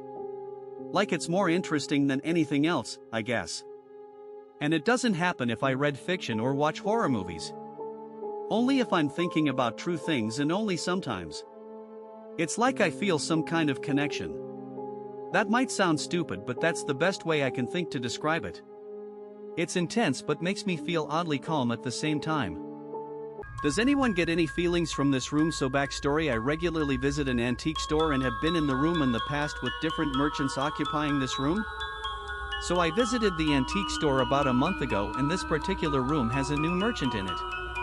This time walking in I felt a heaviness and generally felt very uncomfortable. Like my body saying a big nope, you need to leave. I got worse the more steps I took. I didn't get a chance to look at any items in particular because it was so uncomfortable. Just a week ago I visited again and the merchant is still in the room. I tried to go in again just to see, and the feeling was the same but so much worse. I felt like I was suffocating. Something's not right in their XD. I figured they'll let me take a picture and maybe someone can see something in the photos, or what vibe, if any, you pick up. Does anyone think people or their souls are sent here for a specific purpose? I feel that I was meant to be servant or a helper and not to do things for myself. I seem to feel other people's feelings or moods. I have a knack for helping people in just the way they need at the right time. I do a lot of service work, etc. If or when I ever try to do anything for myself, it seems to end badly. For example, I decided to take better care of myself and my appearance. I started wearing makeup again and immediately got a rash on my face. If I try to exercise, I get an injury, but if someone needs help with something physically challenging, my body never gives out or gets injured. Things only seem to go well when I'm doing for others and not myself. Dog died and reappeared. My dog died 3 days ago from kidney stones. I can't sleep. I keep walking in circles and looking out the window hoping I will see his tail wagging like a helicopter and his big smile. I want to see him so badly and tell him I love him. My mom said she saw him in my brother's room and she thought she was going crazy and backed out of the room and went back in and he was gone. I want to see him. I don't know what to do. I want him back so badly. I was hit by a car last year and losing my dog hurts more. I would rather get hit by a car again than to lose my fur baby. Dog that saved my mom from a fire. My mom lived in an apartment with a few friends in the 70s that had a wood-burning fireplace. One evening while everyone was asleep, her roommate's dog was barking and going absolutely nuts. I was told the dog rarely made any noise at all. Her roommate woke up and found that the fire had never been put out and had caught the rug/wall/ and everything near it on fire. Everyone managed to get out safely and the fire was extinguished by the fire department. Fast forward a few years later when they were getting ready to move out, my mom snapped a picture of the fireplace, for one reason or another, and lo and behold you could see the face of the dog in the flames. The dog had passed away about a year before this happened. I guess he stuck around to make sure everyone would get out if there was ever another fire. Dog. When I was 10, I went to Ecuador with my family for vacation. While we were there one day after dinner I was heading upstairs to go to our room, but when I got to the top of the stairs there was a dog. The dog was big and tan but its eyes were scary, like human eyes. I thought the dog was gonna bark at me or bite me, but it just stared at me. I was so scared so I ran down and told my aunt that there was a dog, but she said that all the doors were closed and locked and there was no way for a dog to come in. She told me to cross myself, and we went upstairs. We looked for the dog and it wasn't there and we never saw it again. Don't walk alone at night. I was laying in bed at night. My mom took my phone so I couldn't use that, so I decided I would take a walk. I stepped outside when all of a sudden I felt a cold chill. 5 minutes into my walk I noticed someone pretty far behind me. I didn't think much of it and just kept walking. He was getting closer. I started to walk faster and faster. I turned around and no one was there. I looked in front of me and he was 10 feet away. I heard him murmur something. I said, "Why are you following me?" He stepped closer and I could see who it was. He said to me, "Hi, I'm John Quinones from What Would You Do? Doomsday posts or feelings of doom need to stop." I said what I said, and I'll gladly take the downvotes for it. This sub isn't meant for an end of the world. Or a vague anyone else feeling doom? Type posts once or twice every single day. It's tiresome and annoying to see so much. You can't elaborate on your feelings because you're either A, faking it for circle jerk up votes, or B, it's because you have anxiety caused by the couple terrible things that have happened. I'm sure there are plenty of people that agree with me, and it really needs to stop. As a sensitive I can assure you I haven't felt anything out of the ordinary as of late, actually for months now. And seeing these, quite frankly, half-assed posts on a sub I dearly love and enjoy, all the time, is tiresome. Dude in my driveway, pretty basic, still creepy. Woke up at 2 a.m. and went to the kitchen. Glanced out the window and some dude was just standing in my driveway. We usually leave the kitchen window cracked a little for fresh air, so I slammed it shut as best I could, being 3 days out from surgery on my arm, and he just stared at me. I made a point of holding up the metal bar we keep by the door and called the cops. When they showed up they said there were only 2 prints in the dirt, no evidence of him walking up or leaving, just where he'd been standing. Update, we figured out who he is but bought how he didn't leave footprints. He is an RSO and thought a young girl lived here after seeing my friend and his daughter. He has been apprehended. Elevator lady. Okay guys, this just happened today, September 5th, 2020, 6:50 a.m. I'm at work. I work at some luxurious APTs in uptown Dallas. So we have a single elevator. I go and get on it and it's completely empty. I press the 4th floor button, so I get to the 4th floor, exit the elevator and look back and there's no one there. As soon as the door was closing I realized I forgot one of my tools, so the door closes. I press the button immediately and the door opens. A lady comes out with a weird face. Keys look like they were almost popping out of her eye sockets. I got goosebumps all over my body, and she gets out the elevator, walks a couple of steps, I get in scared and try to close door fast, and when I look outside the elevator she vanished in front of me. Encounters in homes. The scariest humanoid encounters I've read of are ones involving the witness being in their house, usually the bedroom at night, and then something that simply doesn't belong appears. These include the very strange phenomenon bedroom animals that I've seen talk of here. These include a hippo head coming out of a closet, an ape wearing overalls, and a zebra man. Then there are encounters with entities that look like M***pets, one involving Ernie coming out of a closet and tickling the witness, which might have been sleep paralysis. One unique entity was this meat man that a 4chaner described seeing in their bathroom that had interacted with the sink as they heard it turn on. Anyone know of encounters like these? I find them fascinating.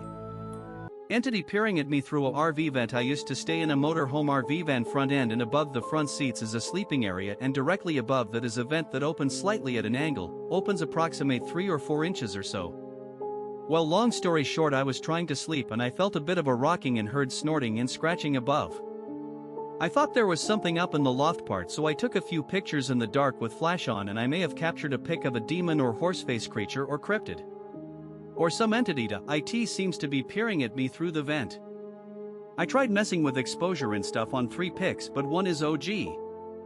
Ever saw a dead loved one in your dreams and those dreams felt damn real? My father passed away from cancer last November. In his last stage he went through hell. Like suffering from multiple seizures, full body infection, and intense pain to the point where he went unconscious. As a result, we wouldn't be able to say goodbye. In my local culture, it's believed after death, the spirit of a person wanders around in their house for 13 days before finally departing to their world. I was not a staunch believer of it until on my 5th day. I had a dream in which I saw my dad in his last stage sitting in bed telling me from now on I have to take care of myself and my mom. He hugged me and bid me farewell, saying he doesn't have much time and is going to die. I woke up with tears in my eyes. That dream felt so goddamn real. Have anyone had similar experiences? Every year a kid in our town goes missing. We just found out why. For 20 years, a kid would go missing in our town each summer. They'd vanish without a trace, and without evidence of foul play, nor proof that anyone had actually died. No bodies were recovered during the investigations, nor was anyone retrieved alive. By all means, they seem to have disappeared into thin air. Naturally, such occurrences come along a multitude of conspiracy theories, ranging from monsters to kidnappers with supernatural powers. Most of us, however, blame the lake. It was a beautiful piece of water hidden in the idyllic woods of Eberacum. Despite appearing perfectly still on the surface, there had always been a strong undercurrent around the center of the lake. It was theorized that it was caused by an underground river, but thus far, no one had been able to prove it. So, after multiple ignored warnings to stay away, the police simply put up a barrier around the center, where the current felt the strongest. Me and my friends were some of the many people to go swimming there despite the rumors. We absolutely loved the lake, with its crystal clear waters and bizarre lack of animal life. We'd spend many every summer there, never leaving until our skins had turned crispy red, or by the tempting promise of ice cream from our parents.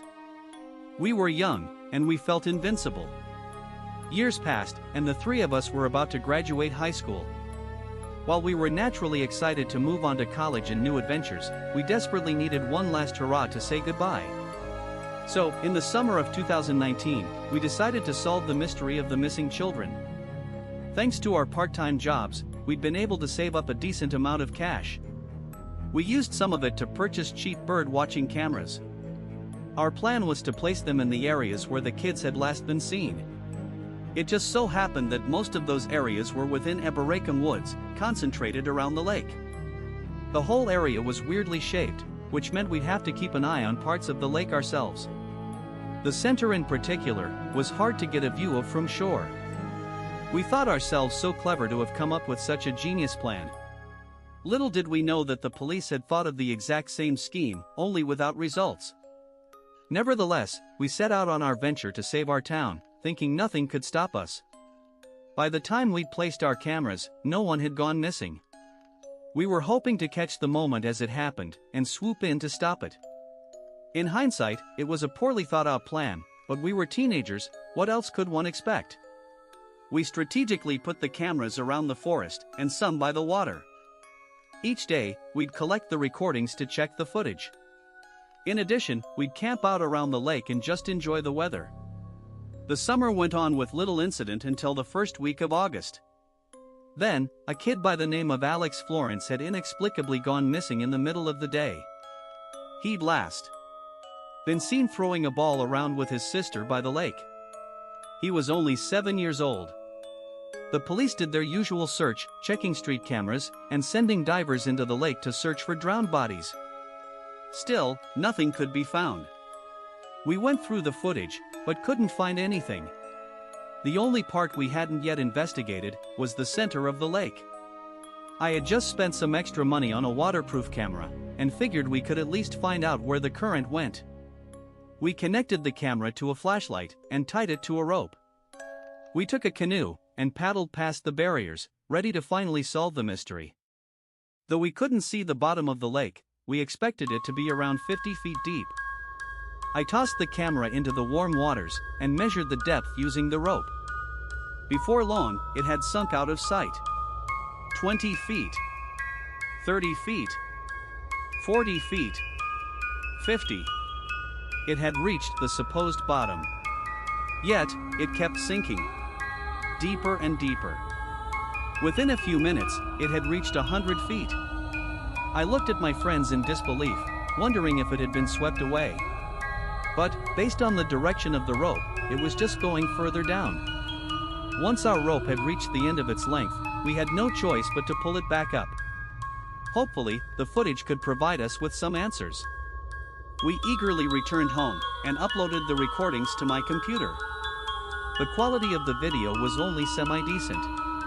At first, it showed the clear waters below, only lit up by the flashlight attached to the camera. It sank straight to the bottom at 50 feet, just as expected.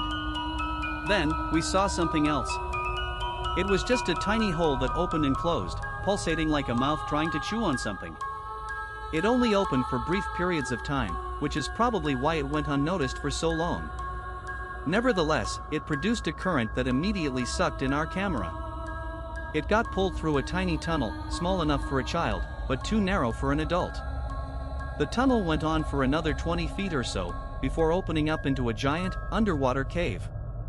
There, it kept sinking deeper, until something horrific finally came into view. It was Alex Florence, the missing kid. He'd been partially digested by strange plants emerging from the cave wall. They reached out like tendrils, looking for food. The boy was little more than barren bones, only recognizable by the fragments of his clothes still there. The camera sunk even deeper. At last, we could see the cave floor. It was littered with hundreds, if not thousands of animal and human bones, left to be forgotten for all of eternity. That's when we pulled the camera back up. We'd reached our goal, but another kid had died.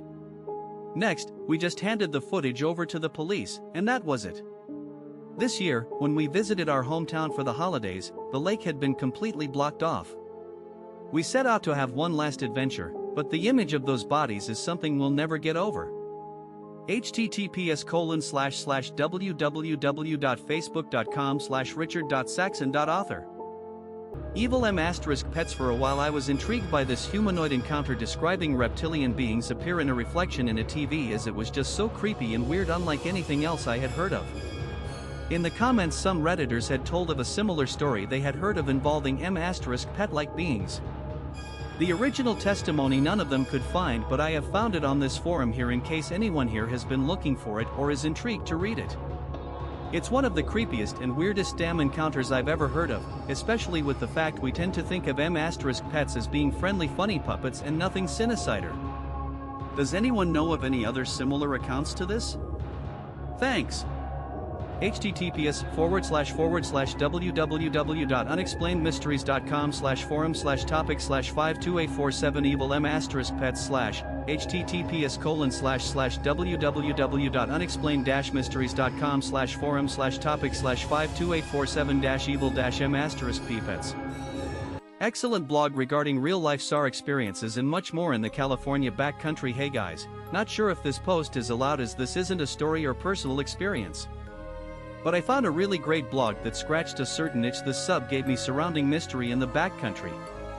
The guy who runs it's called Tom Mahood, and he has been involved in a lot of SAR stuff, including some really interesting searches for, amongst other things, the missing Germans in Death Valley and Billy Wasco and Joshua Tree NP. Anyway, his writing style is excellent and I've really got lost in his blog over the last few days. Here's the link. Tom Mahood blog, https://www.otherhand.org. Edit, just found in some alternative thoughts on the Billy Wasco case from a man called Adam Marsland, spent lots of time searching for Bill with Tom Mahood, but has come to different conclusions, including the possibility of foul play. Adam Marsland blog, https://wp/2018/05/22/unsolved-mysteries. Excuse me, one of my classmates in grad school had an odd habit. Whenever he walked into an empty room, he'd whisper, "Excuse me."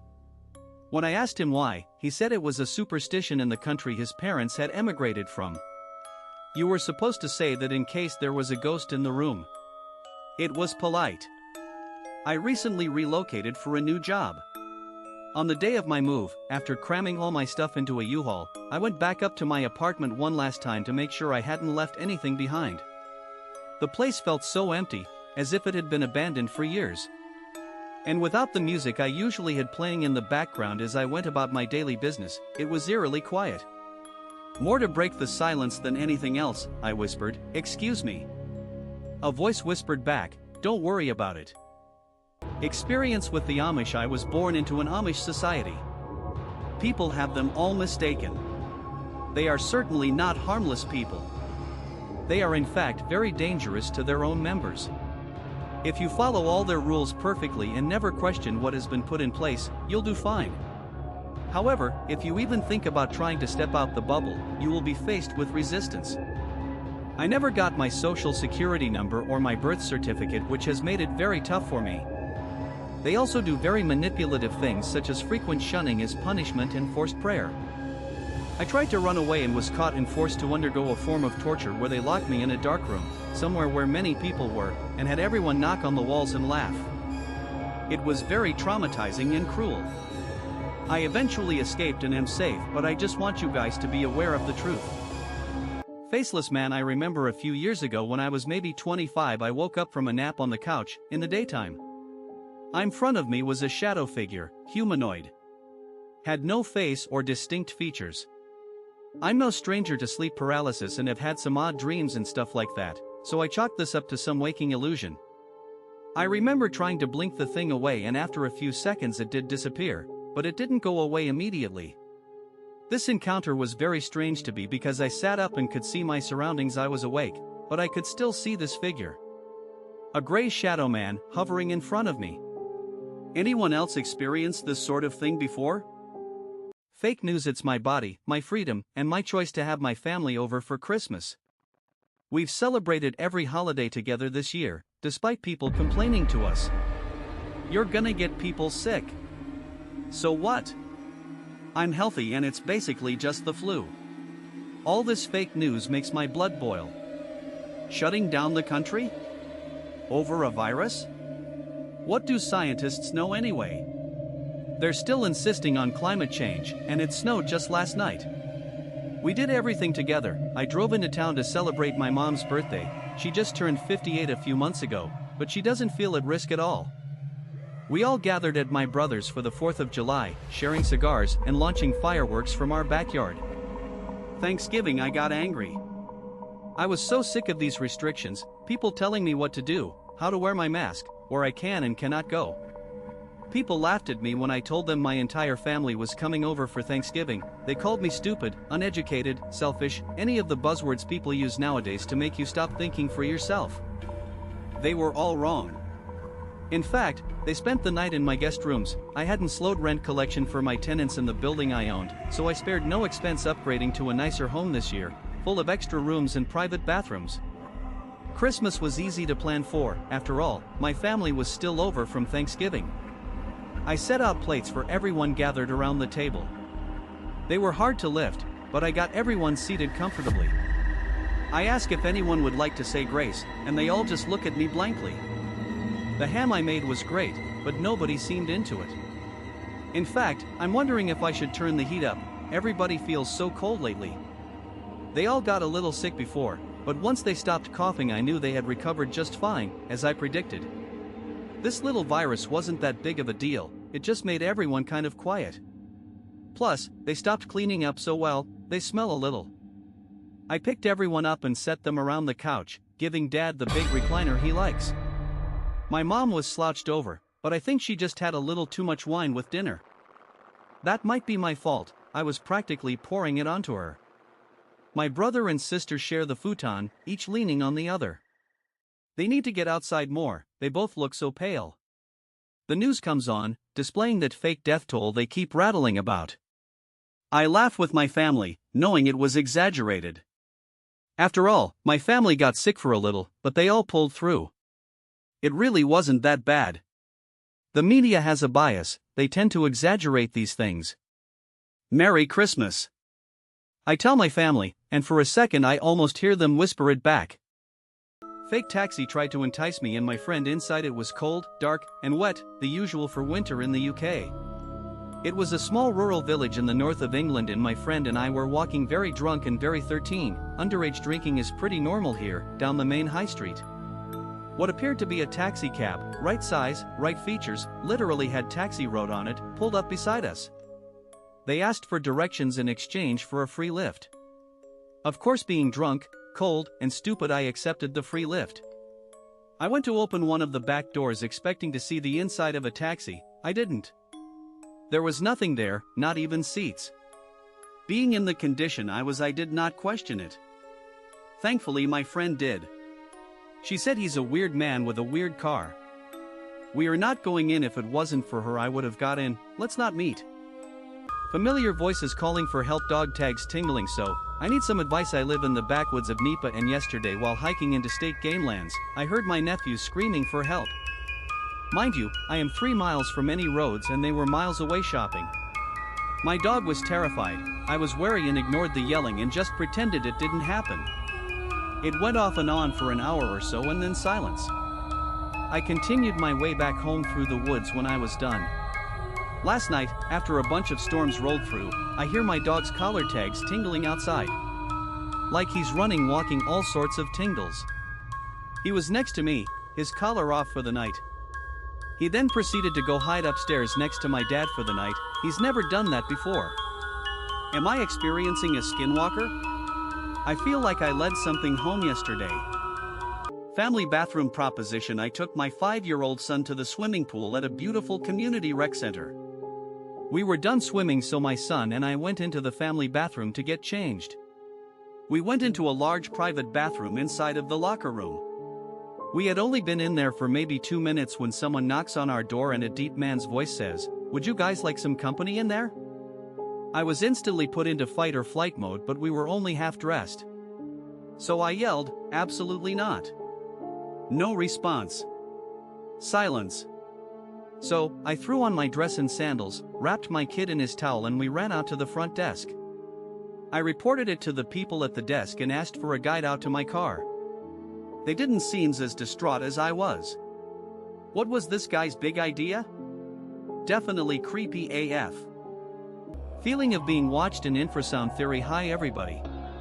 I am happy to have found D-Sub as I am very interested in expedition/hiking stories, especially after reading about the Dyatlov Pass incident and the Korovina tragedy. I asked my husband if he has ever felt like being watched when he was out in the woods when he was in the army. He did tons of land navigations and many of them at night. He said that it was a very common experience in which he felt as a prey. Reading about the tragedies I mentioned though, it seems that these sort of feelings can be triggered by infrasounds. Of course, the entity of the fateful circumstances in which these sad incidents occurred are not comparable to my husband's, luckily, but has anyone experienced these feelings directly? Final meeting of the Widow Club. As they agreed 50 years ago, the 3 elderly friends of the Widow Club met for the final time at a small cafe on the coast. "Alright, ladies," Mabel said, "it's time to tally up the score to see who won. Who wants to go first?" She looked across the table at Edna and Ida. "This was your idea," Edna replied. "I think you should have to go first." "Fine," Mabel said. She reached into her purse and retrieved 2 wedding bands which she set on the table. "Only 2, Ida scoffed as she dropped 3 wedding bands on the table. "Slacker," she joked. Edna, always the show-off, dropped 4 rings onto the table, one at a time. 4 husbands? Mabel scoffed, 2 was too much for me. Edna smiled, it would have been 5 but Ed died of natural causes before I could *LL him. Fa friend's boss caught some interesting CCTV, crosspost from our /paranormal, though it'll probably go up here first. Throwaway account because I don't want weird message on my main. My friend's boss recently moved into a new place and was experiencing some weird activity, footsteps at night, things being moved, electronics being turned on, etc. She set up some motion-activated CCTV cameras inside the house to see if she could catch anything and ended up getting some really interesting footage of what may be an apparition. As far as I know, the footage is not doctored in any way and the person who caught it is neither versed in such editing nor the kind of person to fake such a thing. Apparently she was very freaked out by the whole experience.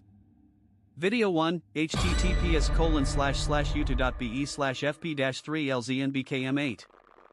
Video 2, https://youtube.be/t3k93tjp7e.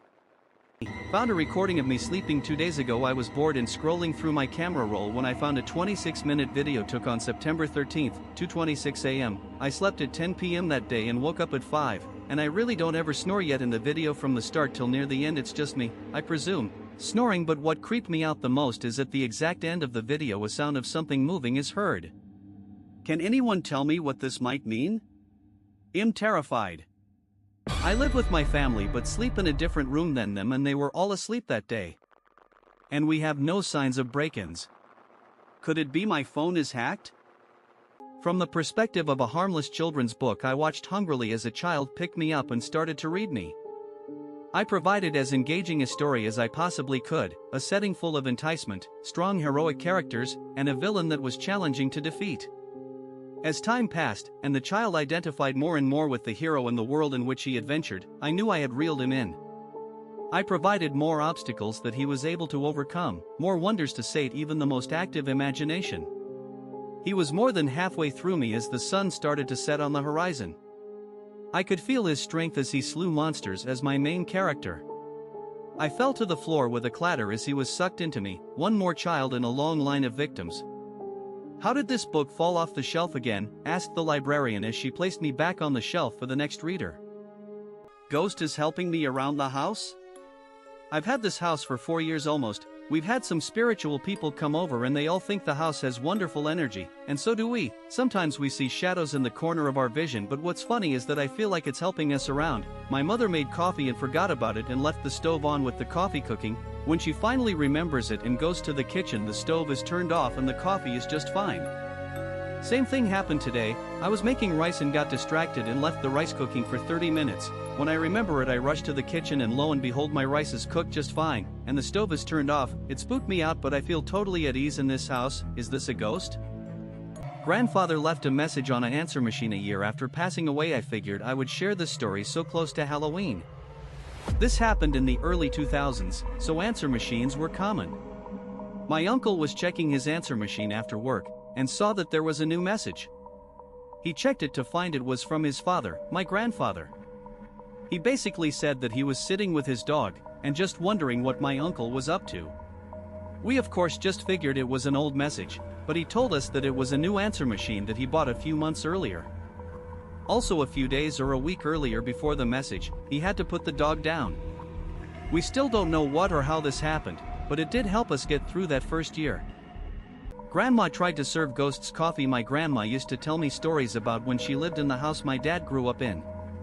She didn't realize it, but she was a very powerful medium, so she would see things. Well, one of her stories was one morning she was coming downstairs to the kitchen. When she walked in, there were 3 ladies sitting at her table clear as day. They were talking to each other and then looked at Grandma. She smiled and said hello and they exchanged pleasantries. Grandma, the good hostess she was, offered them coffee. They said that they would love some. Grandma went to make the coffee with he back to the labbies. When she turned back around, they were gone. I always thought that she was a badass. Miss you, Gram. Red heart. Guy followed me from gym to grocery store to my home. Advice. I hope this is okay to post here. I'm a small woman, 28. There is a guy at the gym who I've noticed follows me around while I work out. Today I noticed he was sticking around longer than usual. I ended my workout and noticed he was sitting in his car. I got in my car and drove away. He ducked so I didn't see him as I drove by. I brushed it off and went to the grocery store. When I came out he was parked a couple stalls away again, ducking but watching me. My hairs raised at this point. I got in my car and started driving home. He followed me all the way to my apartment. I ran inside and locked the door and watched him circle my parking lot 3 times. My apartment complex has a lot of doors, so I don't think he knows which one is mine. What do I do here? Thanks. Harmful intentions or just socially awkward? I was walking to the lobby of the hotel I'm staying at and all of a sudden I hear, "Hey baby." And when I turn around it's this lady that I have never seen before. She starts talking about how her and a few friends are going to the local cemetery and asked I wanted to join. She then asked for my name and I said I don't know you and I have to go talk to the hotel because I need to check in. She immediately left. I live part-time in a tourist town, so I'm used to people asking me about directions, things to do and places to eat. But this encounter set me on edge. Did this lady have ill intentions or am I just being paranoid? Has anyone else ever had an experience where they've gained time? I've had the same morning routine for years. I wake up at 8:30, make and eat breakfast, shower, do my hair and makeup, leave the house at 9:30 and get to work around 9:45 for a 10 a.m. open. One day some time ago I woke up, did my entire routine, went to work, and opened the store. About 15 minutes later I had a twinge of suspicion that something wasn't right. I checked my phone and it was 9:15 a.m. I had seemingly done my entire morning routine that always takes me an hour in about 15 minutes. I've thought about it many times and can't justify any of it. The alarm on my phone that had woken me up was set for 8:30 as it always is. It was nowhere near daylight savings time. I can't think of any other explanation other than that I just happened to be moving impossibly quickly that morning. Has anyone ever helped the black-eyed people? I've recently started getting into the black-eyed people phenomenon, which I find as fascinating as it is disturbing, and there are so many questions. Who or what are they? Are they / have they ever been human? Why do they move in small groups? Why do they at times appear blurry? However, what is mainly piquing my curiosity right now is that each account I've read about or heard of comes from someone escaping them, someone feeling that typical dread and refusing them entry or help. And from the stories, it really seems that, without explicit consent, these beings are powerless. So my question, as you might have guessed, is have you ever come across any cases where these creatures were let in, or helped? And what happened? Has anyone experienced cities with bad energy? Wondering about other people's experiences with feeling certain negative energies when visiting places. I grew up outside of a moderate-sized town that we would go to every now and then to get groceries and such. Never really noticed anything whenever I was younger, but years after moving away and becoming sensitive to outside energies, every time I go back, I get a really weird feeling of dread / sorrow / maliciousness.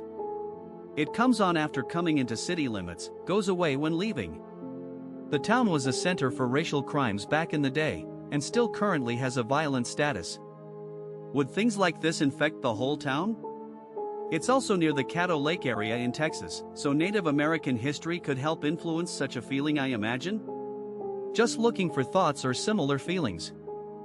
Has anyone experienced someone saying they have an appointment and they need to leave before they pass away? The night before my grandpa passed, he was in the hospital and he kept telling my grandma that he had an appointment and he needed to be somewhere. He tried to get up and walk away. Now he didn't have any appointment. This was all sudden, and 6 months to live turned to 6 weeks, then 2 weeks in a matter of a couple days, but it seemed he knew that he was leaving now. He slipped into a coma just a little bit after this and passed away the next morning. Has anyone experienced someone close to death saying they need to be somewhere, like they knew what was going to happen? Edit, I'm really trying to read all your responses, but honestly I just start crying. I really do appreciate all the responses though, and I didn't phrase this question well, so I apologize for the confusion. I hope all of you are doing well. I know it's a tough subject. Have you ever been able to breathe underwater? I had an experience as a child where I found myself underwater without the need to breathe.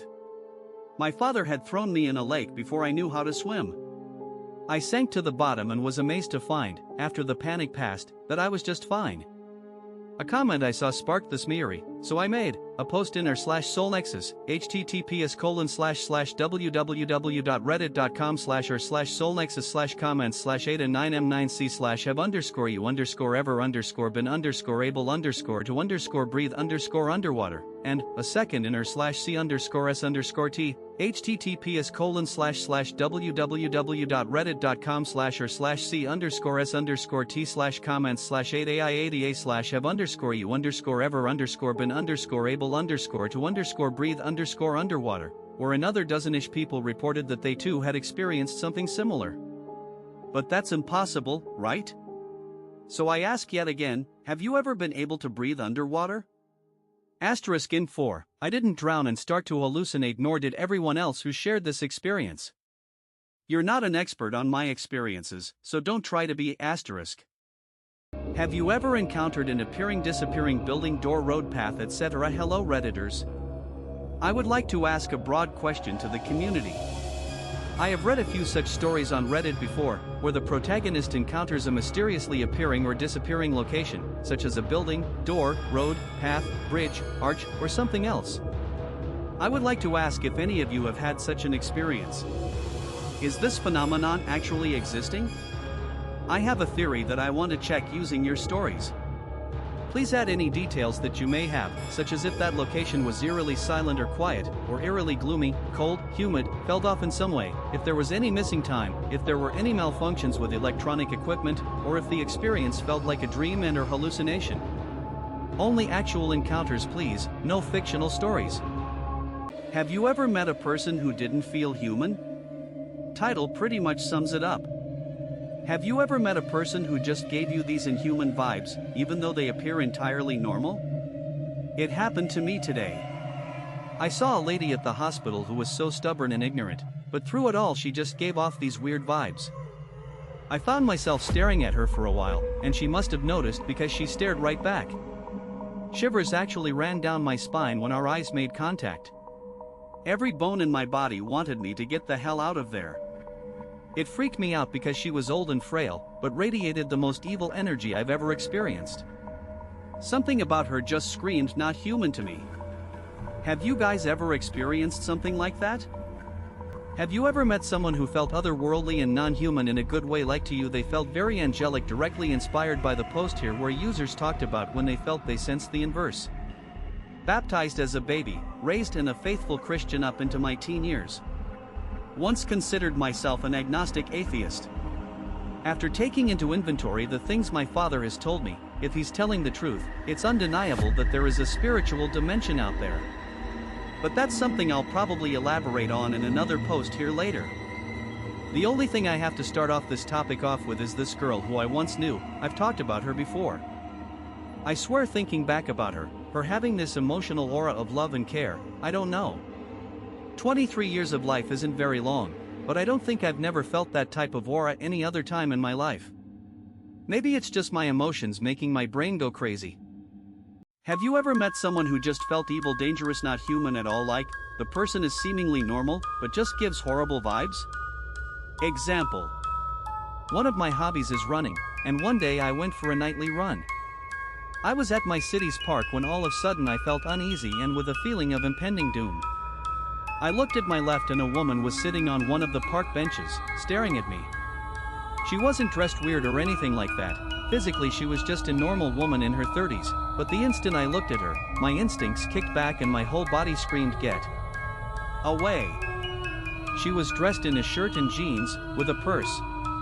Her hair was medium length and dirty blonde. Completely normal. To this day, I have no clue about what happened. He sensed something was wrong. This happened to my dad back in the 1990s. He parked his car outside the CBD area to avoid mid-morning congestion. However, the parking lot was quite isolated and he had to walk through some empty city blocks. Halfway came two guys walking quickly towards him. He didn't look at them directly but sensed something was wrong. He kept his steady walking. One guy whispered something to the other and they came very close to him. Suddenly they sped up and left him behind. 5 minutes later, two policemen came running towards my father. They stopped, described the two men and asked whether he had seen them. He replied yes and showed the direction they went. One policeman said, "You are very lucky." These guys had just robbed an M***rider taxi driver. My dad was a retired Army LT colonel and I believe his posture or something like that saved him. Head, shoulders, knees, toes. I sing the verse for the kindergartners, again and again and again, carefully tapping each body part. It's frustrating. They're not getting it. Teaching used to be so simple. The kids used to catch on so fast. Now they're all so fragile, screaming and crying in a split second. They're coddled. Unprepared for the world. I try one more time. Head, shoulders, knees, and toes.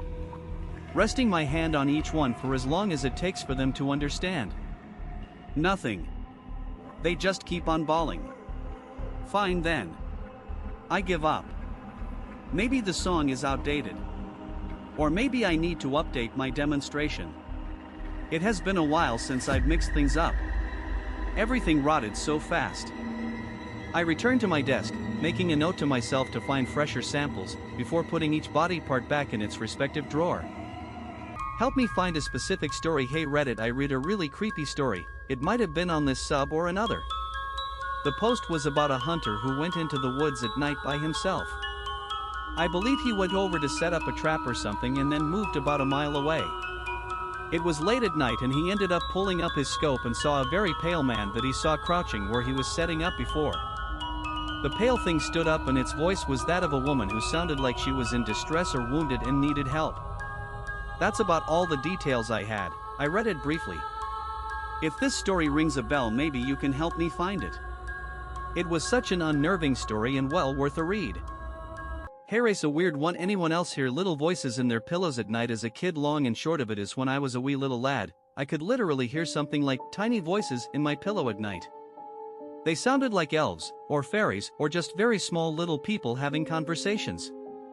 They were super high pitch, like barely audible, but I tell that whatever they were tiny things. I never could understand it. It was like a different language for sure, and I could just barely hear it, and I wouldn't be able to hear it all the time. But I remember, I told my second grade teacher about it and she looked at me like I was crazy, and then I couldn't hear them after that. I could have been hallucinating, but I remember being awake hearing them, not drifting off or anything. I remember, if I laid super still and calm I could hear them better, but I was awake. I remember it. Anyone else? Healthcare workers, what's the creepiest thing that's happened to you? Story included, my mom used to work in healthcare and some of the stories I heard from her were so creepy. One story she has told, she used to work with hospice and they were having a bad day with a lot of patients being brought in and taken out. She walked past one room with a woman crying. She went in and asked what was wrong.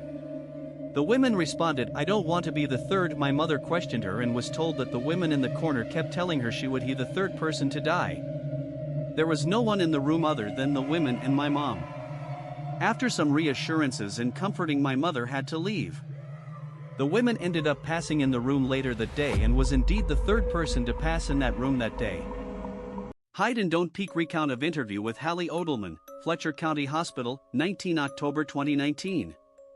I was assigned the case immediately after the paramedics picked up Hallie. Domestic abuse.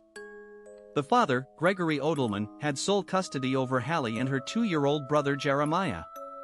The mother, one Jeanette Louise Odelman, was nowhere to be found. It was a shitty case. Black as coal. Anything involving kids, man. You know how it is. Hallie had been roughed up badly, several blows to her head being among the more serious injuries. They kept her in a medically induced coma for a week to get the swelling on her brain down. Tough kid though. F***CK, sorry. I remember how small she looked. I mean, really tiny. Fragile, but precious and beautiful, like one of them Chinese vases, you know. Sorry? Yeah, we were looking for her brother. Theory was the father grabbed him when the neighbors reported the abuse. The doctors didn't want us to question her, but we had no other leads, you know. She was awake when I sat down. Big brown eyes, worried face. "Hi Hallie, I'm Detective Jackson, but you can call me Terry." "Hi," she muttered weakly. Is this about Daddy? Yes, I said. We need to find him, Hallie. But he's not at home. She closed her eyes and sighed deeply, tears running down her pale cheeks. I don't know, she whispered. I don't know where he is. Is he in trouble? Yes, I said. He hurt you, Hallie. That's against the law. She suddenly sat up, eyes wide open. Jeremiah, she said. Is Jeremiah safe? We hope so, Hallie, I said reassuringly. That's why we need to find your father. She slumped back into bed with a sigh of relief. He didn't find him. What do you mean? I asked. When Daddy comes home late, I always play a game of hide and don't peek with Jeremiah, to keep him safe. Hide and seek?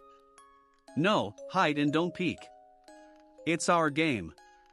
We hide, and we're not allowed to peek until Daddy is asleep. So what happened that night? Daddy found me, she closed her eyes. And he was mad. I clenched my fists. And then he hurt you?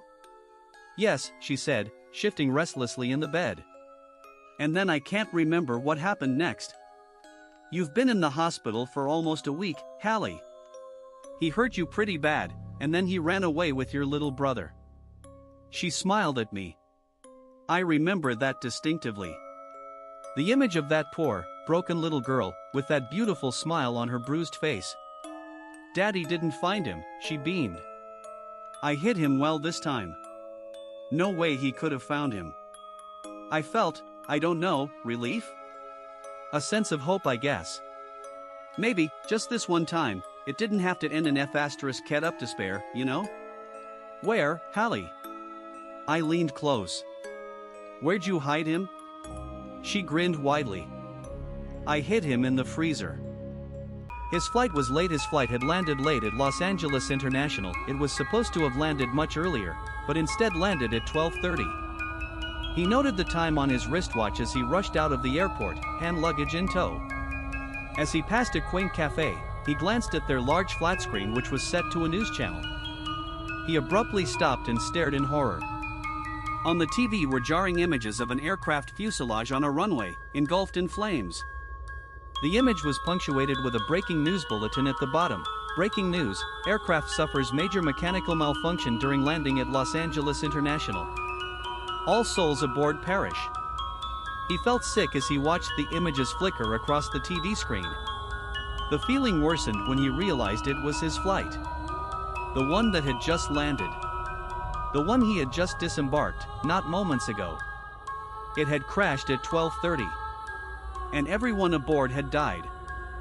Holy SHT, I found my community in Western Australia. Tasker say pretty sure one of the last houses down. It's like a drive-in road with houses going down. Anyway 2022/2023 I'm not completely sure, but it was while this little apartment complex was under construction. I went inside the house next to it. It was dark and eerie. Then for a split second I saw a tall red humanoid that reached the doorframe and a thing with this weird horn-like bumps on its head. Edit for those who are asking what happened next. I don't think anything happened since, but I'm pretty sure the same day I got back home the roof manhole was open and no one touched it / no one was really tall enough to open it either, and I've recently been hearing crawling in the roof. We're trying to figure out if it's just rats or something else. Call me paranoid, but I feel like the crawling sounds too heavy to be mice. I am a doctor and I have managed to cure a form of racism. If I could cure all forms of racism then I would, but unfortunately I could only cure one form of racism. The immune system is so racist because it doesn't allow any foreign entity to enter or to exist inside the body. The immune system K*LLS anything foreign that enters the body without a second thought.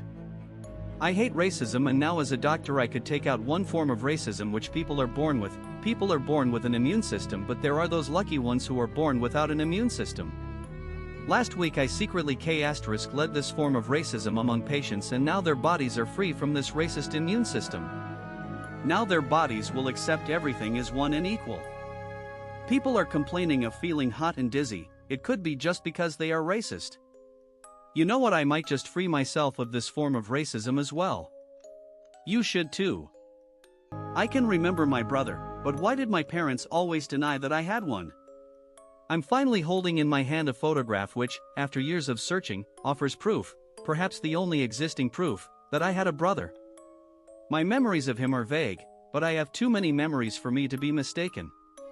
I was a very sickly child, and for the first few years of my life I was rarely allowed to play outside, so I didn't mix with other kids. It was just me and my brother. We even shared a bedroom. And my brother was even sicklier than me. So thin and pale that in my memories and dreams, for I dream about him often, his skin was practically the color white. I'm pretty sure that he needed regular blood transfusions from me. This is one of my clearest memories of our all too brief time together. He needed these to stay alive.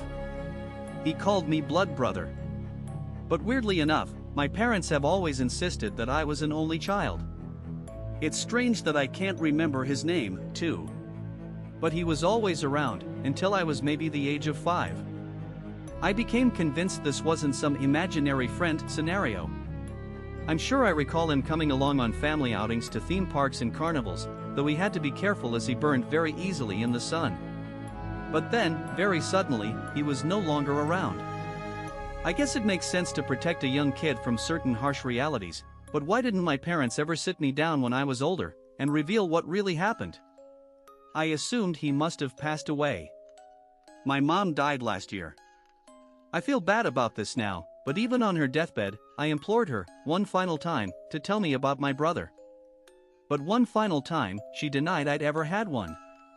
And one final time, I could tell she was afraid. My dad lost his marbles a few years back, so with my mom's death, I knew that nobody could solve this mystery but me. I ransacked my mom's house looking for photos of those family outings. She'd always hidden some photos from me. You'd get 24 photos from a roll of film, but in every album, there were only 22 or 23. And even some of those were crudely cropped by scissors, no doubt wielded by my folks. But they'd made a mistake. On a single cropped photo, the one I'm holding now, the one I've been staring at, transfixed, for hours, they snipped away my brother, but left his arm, across my shoulder. It's one of the few photos of myself where I'm not wearing my silver crucifix around my neck. My parents always made me swear to never, ever, take it off, but sometimes young kids just forget. I look very pale in the photograph, but my brother's arm is even paler. In fact, it looks like bone. His thin fingers are embedded into my flesh like 5 hypodermic needles. I can see your auras whether you're dead or alive, so my house happens to be rather old. Over a century old.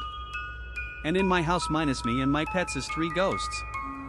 Since I was young I've been able to see an outline of colors surrounding people. Hell, sometimes these things I call puppeteers floating behind people that control them. However, the only way they can be seen is if the person is known well enough. Anyways, back to the aura s asterisk it. The 3 ghosts in my house happen to be mostly friendly. The worst thing they've done though was throw a strainer at my sisters. I can actually see these dudes walking around the house, and they're only outlines. How I know it's not fake is that even my pets will be staring where they're at. If anyone else has seen stuff like this, can you tell about it? I just want to know I'm not crazy. By the way, first time posting, sorry if it's bad, Omega. I can't stop thinking about it. Okay, so this is a weird experience I had 3 years ago. I was half asleep in my ex-boyfriend's bed and I was thinking about breaking up with him, and I just thought, nah, I can't be bothered with the hassle, just see how it goes, and then I heard a voice inside my head, what wasn't mine, that said, what about Chris? I didn't know a Chris at this point and was like, what? But I got this overwhelming feeling that I had to break up with my ex. A few months later, after this was all forgotten about, I met Chris. He is now my husband and we bought a house and we've literally traveled all over the world in the time we've been together. He's my soulmate. I don't know how to explain this. Anyone got any ideas? I don't want to go to sleep. When I was young my mother would always read me bedtime stories to help me sleep. When the story was over I would tell my mom, I don't want to go to sleep, the monsters will get me. She would pull the cover over my head and whisper, now the monsters can't get you. 2 days ago I was in a car crash, now I lay in a hospital bed. My mother has come to read me bedtime stories again. She finished the story but now she whispered in my ear, please say you don't want to sleep, please don't go to sleep. I could hear her crying but I couldn't see it. Then I saw her pull the covers over my head again, just like when I was a kid. As my eyes closed I could finally sleep. I don't buy the explanation that dreams are just a random collection of waking thoughts, at least not all of them. I had a dream last night that reminded me of just how otherworldly, how intricate these dream worlds can be. On a deeper level, I guess they could be getting at some of my subconscious feelings, but the dream scenarios themselves aren't made up. They can't be. There's no way my brain could randomly make up some of the that I experience in dreams. These aren't images, people, or scenarios I come even close to seeing in my daily life. These aren't images of my home or any place I've seen in real life. So where did they come from? Ultimately, we may never know the real reason behind dreams. But let's just say I have a very difficult time believing the scientific explanation. I think it's highly possible dreams could be gateways to parallel universes or other planes of consciousness. I felt a hug from my deceased best friend the night before receiving worrisome news from my doctor. I was lying in bed relaxing and waiting for sleep. I was using a coloring app on my phone, which is my go-to way of relaxing. For a millisecond I got a sense of calm and a feeling of being a teen in the UK. I had spent 4 years there as a young teen and I met my best friend, Elle. She passed away in 2017 at 52 years old. Even though I moved home to the US at 16, we remained best friends and in weekly contact through all those years. After that very brief sensation of calm, I felt a warm, tight hug. I believe this was Elle giving me a comforting hug and letting me know she's still there caring for me. I felt my dog's wet nose rubbing against my hand last night. He died a year back.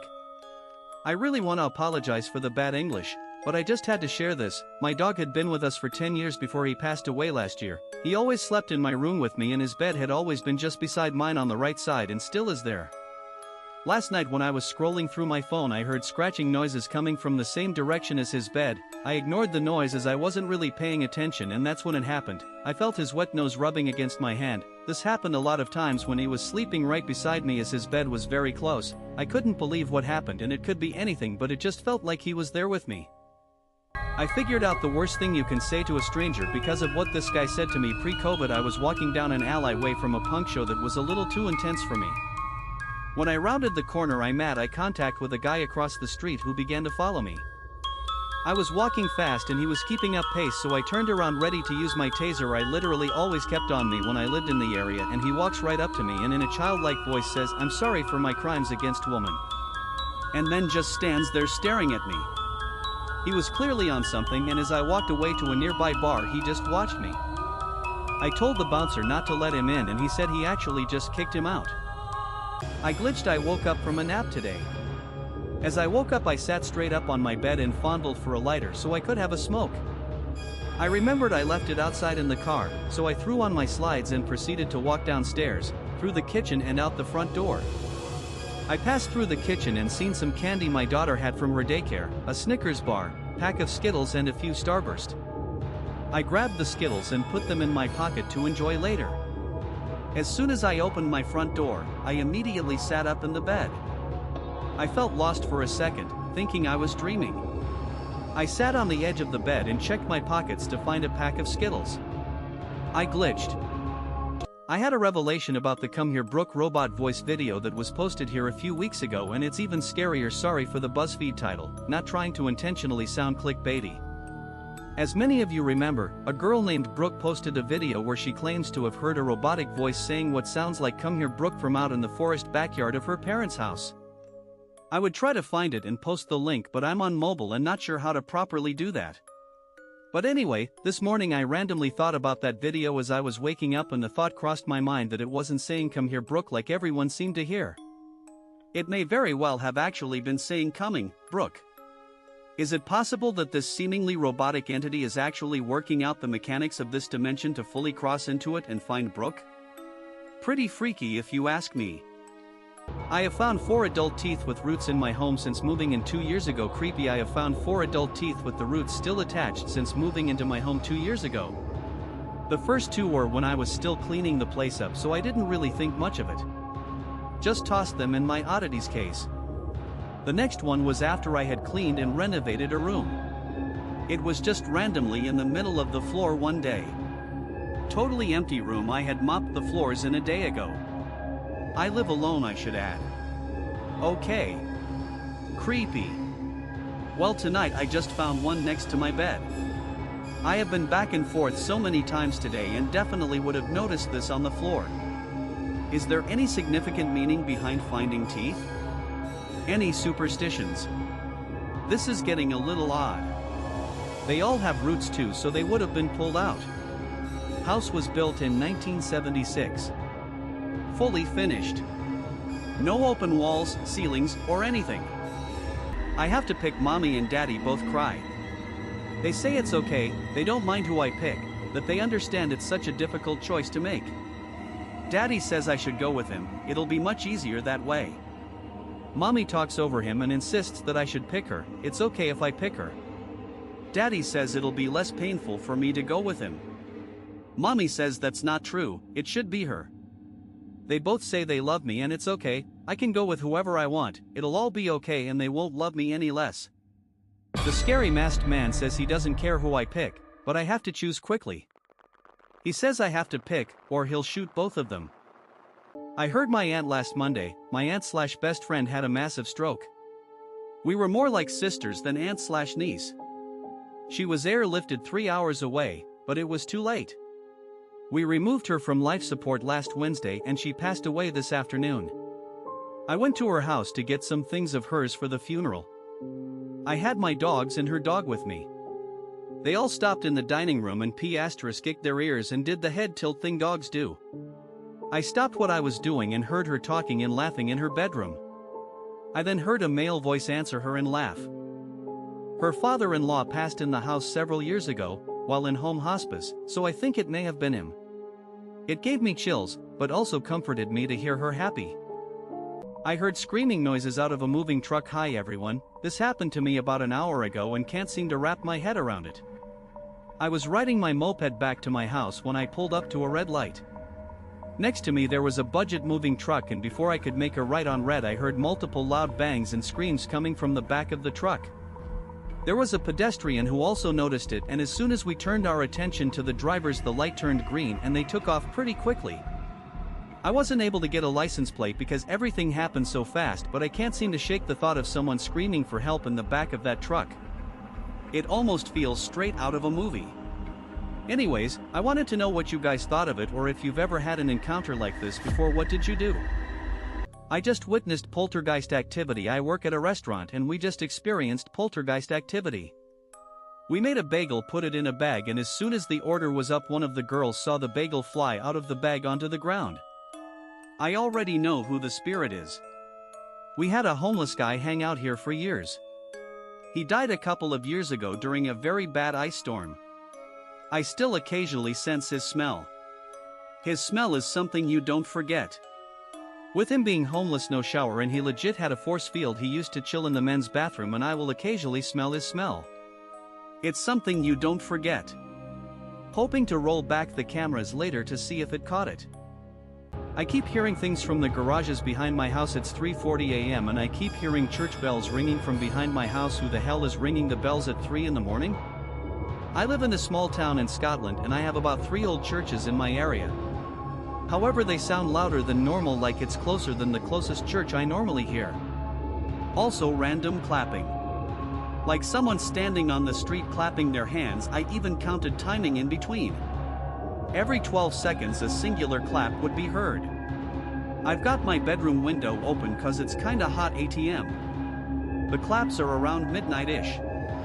And the bells for the last few days are at 2 or 3 a.m. Last night it was 2, tonight it was 3:40, so it's not automated. Plus my churches have real bells since they are pretty ancient. Any ideas? I keep seeing a skinwalker, not deer, in my backyard forest, but my girlfriend thinks it's an angel and #X200B. I was scrolling through YouTube a while ago when I found a video describing what a skinwalker was. https://youtube.b/fmicg3hfsvw https://youtube.be/fmcg3hfsvw, and it genuinely reminded me of a creature that I've witnessed in the forest behind my house. There's been a weird deer-like creature that crawls around the forest at night. I used to go camping out in that forest with my girlfriend, but would always see a white-looking diseased deer that would crawl around the forest, and now I am convinced it is a skinwalker or a not deer. Any alternative explanations? And #X200B. I've been asking in other subreddits for help, but nobody else has had an answer for me yet. It has white skin and I doubt it's an albino or anything. My girlfriend says they're angels in her native tongue. I was and still am never sure what it is. IK*LL people. I mentioned this story in a comment on another post and thought I may as well add in the details and make it my first post to this subreddit. And #X200B. This takes place in a fairly large city, roughly 8 or so years ago. I'm female and at the time I was in my mid-20s. There used to be a gay bar that did goth nights every Saturday night and I would head out there fairly often with my friends. This night there was a group of about 5 us that went together, plus we always ran into more people we knew once we got there. At some point I left my friends on the dance floor and went up to the bar to get another drink. It was pretty crowded, so the only space I could squeeze into was next to some guy on a bar stool at the very end of the counter. I ordered my drink and he looked over and said hello. And #X200B. He had a pretty interesting accent, so I asked him where he was from. He replied that he was originally from Ethiopia. We made small talk as I was waiting for my drink and I commented that I had a neighbor as a child that was from Ethiopia as well. The exact details of the conversation are a bit hazy. It was years ago after all, and to be fair I wasn't paying super close attention at the time. So I'm not sure how the conversation went in this direction, but I do remember his words snapping my brain's focus back onto him. IK* led people there. And #X200B. Oh. Well. I awkwardly chuckled, thinking maybe this was just some weird drunk guy thinking he would say weird, creepy things to the goth girl at the bar. Maybe it was his really bad attempt at flirting? My drink arrived and I remember stirring it and trying to ease my way out of the conversation, but I was still waiting for my change. You used to IK*LL people? He shook his head and replied casually, no, I still do. And #X200B. Aha! My change could not arrive fast enough. I tried another awkward laugh and made some snarky comment about how I was fat and if he tried to IK*LL me I'd fight back and sit on him. I don't know. I mean, I had no idea what to say in this situation. Again, casually, without any emotion in his voice, he replied, there's no trying. If I decide to IK*LL someone, I IK*LL them. My change finally arrived and I took my drink, which I had not let leave my hand or line of sight for an instant, excused myself and headed back over to my friends on the dance floor. I watched as he turned on his stool so he could keep an eye on me. He just sat there, sipping his own drink, never looking away. Finally at some point I saw him put down his empty glass and move out the front door. I sighed in relief and continued on to enjoy my night. And #X200B. Several hours later the goth night was ending and the next theme DJ was taking over. My friends and I were saying our goodbyes and I started walking to the front door. I turned around to see the friend that had given me a ride was stuck in a conversation with another acquaintance, so I waited near the door, just inside the building. That's when he grabbed me. And #X200B.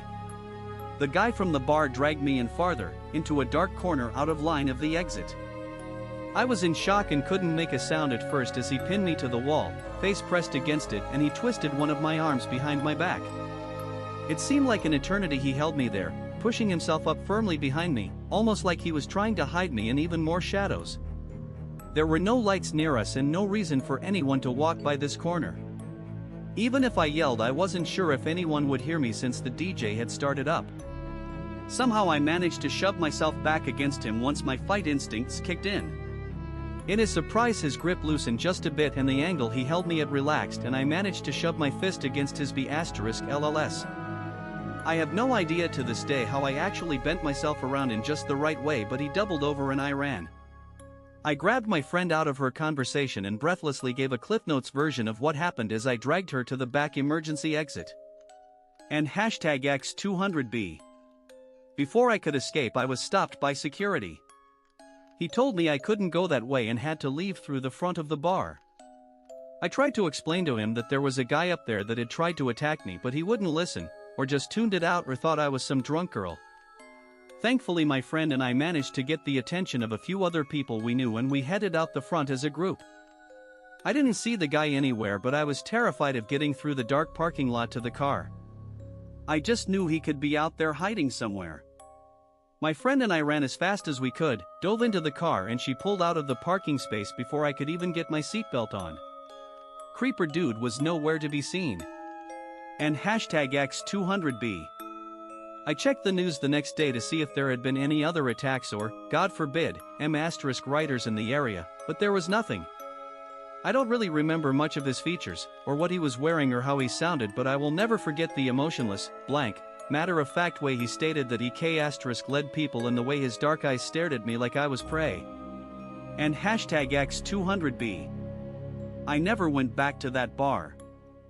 I knew literally everything. A few years ago I was on my phone in my room, probably talking to my friends or something, when I suddenly just put it away and stared in front of me. I felt like I saw everything, like I knew everything about the world, how everything works and everything that has happened and will happen. I remember that it felt like I just suddenly had all the knowledge flash before my eyes. Then like half a second later, I forgot it all. All that was left was a feeling that I still can't understand, but I want to know it all again. I cried after that moment. I don't know if it was too much for me or if I was happy to have known so much. Has anyone else had a similar experience? I like that you are tainted. I work in furniture sales. I had an about 55-year-old man come in and just stare at me as I'm working with different customers for about an hour. Several of my male coworkers asked him if he was okay, if he needed anything, ECT, and he said no each time, and continued to stare at me from about 10 feet away. Okay, I finish with my customers and he immediately comes up to me and asks me to show him beds. So I show him a bunch, then tell him the store is closing and he had to go. As we are walking out, he starts making comments about my nose piercing and then made the comment, "I like that you are tainted." Weirdest situation I've ever been in. I've been hit on a lot in different jobs, but I've never had someone so obviously stare at me and make such a weird comment. Totally creeped me out. I made a map of all the haunted locations in Australia. You can find the map here, https://drive.google.com/open, ID equals 14KED2VYO /_472WC254 phase 6Y /_ or 346WF and USB equals sharing. I'd love to know if there's any I've missed.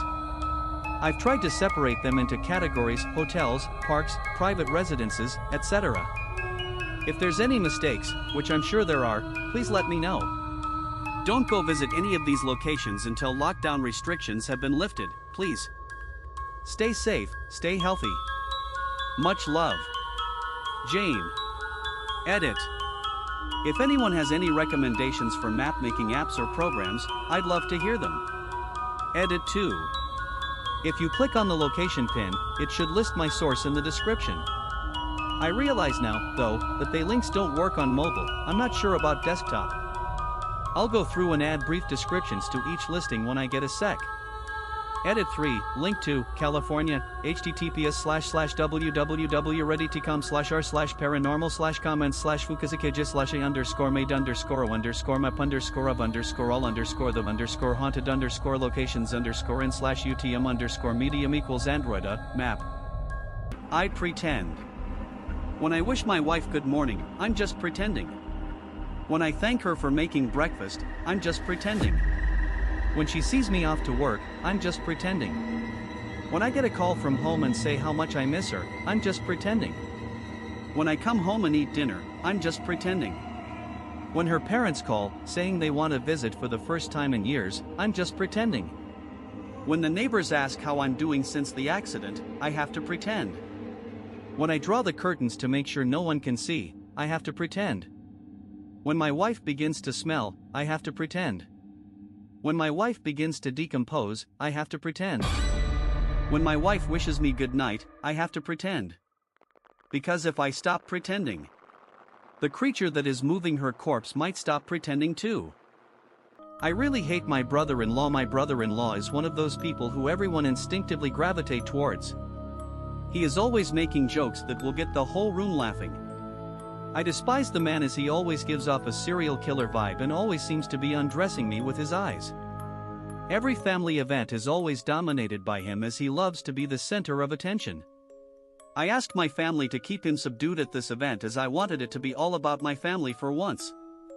I was forced to watch as he did a 10-minute act in front of everyone.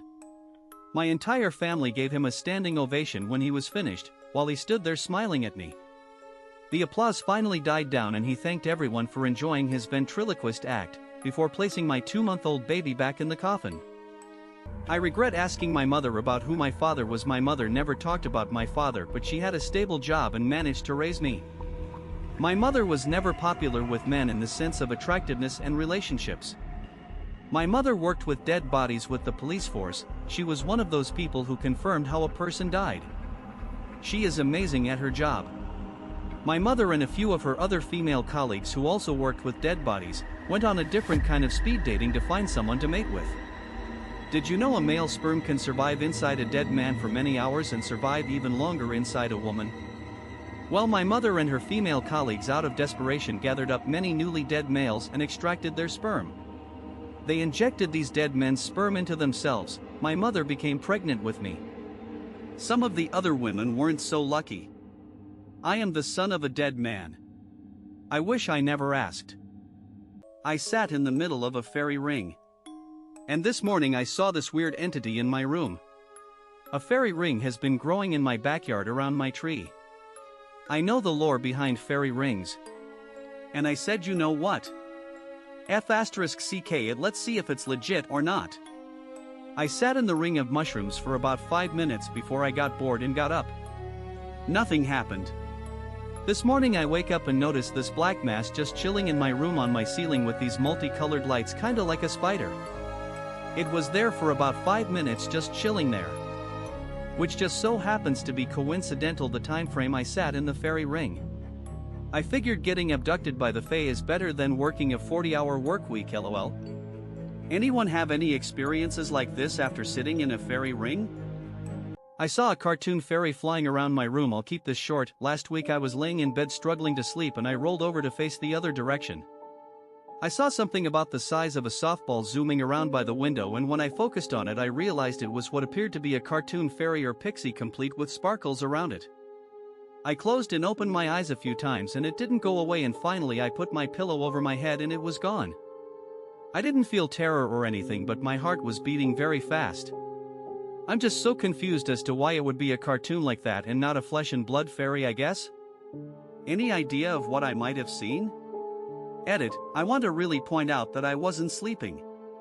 My partner was snoring and I was annoyed and awake. I saw a fairy, so I was walking my puppy. I was looking down at the ground, and when I look up there's a weird green bug. At first I figured it was a flying praying mantis, so I just stood there watching it for a couple seconds. Then I saw that it had a little green dress and a little head with short brown hair, but its wings weren't what I pictured a fairy's wings to look like. It looked more like a hummingbird wings. So I stood there with my mouth hanging open and I watched it land, but when I stepped over to find it, it was gone, and there was also weird white little bugs or something that appeared out of nowhere. Anyways, I'm 14 and I downloaded Reddit so I could openly talk about this. I figured this platform wouldn't assume I'm insane. I saw a pale man behind me when I had 16 years old. I was in my friend's house watching a movie, and after I come back to my house, walking on the street normally. Was 1:30 a.m. when I arrival in my house. I gone to my room and go front the mirror. I didn't turn on the light in this moment, I used my phone's flashlight. So in this exactly moment I saw a pale man behind me, with straight black hair, looking at me, for 3 to 5 seconds, and I could felt my skin creeps like never before in my whole life. I was so scarred with this, I couldn't sleep well in this night. I had overthinking in this thing for a few years, but couldn't found something about it. I don't, what is it? I saw him, a young boy from our town died recently and I can't get him out of my mind.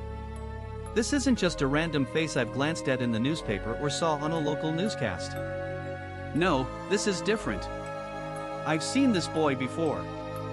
He was in my sister's grade. He lived a few blocks away on the main street of this small town. I've definitely seen this boy before. I saw him occasionally when picking up my sister from school. I saw him at the local supermarket with his mom and at the skate park near my job.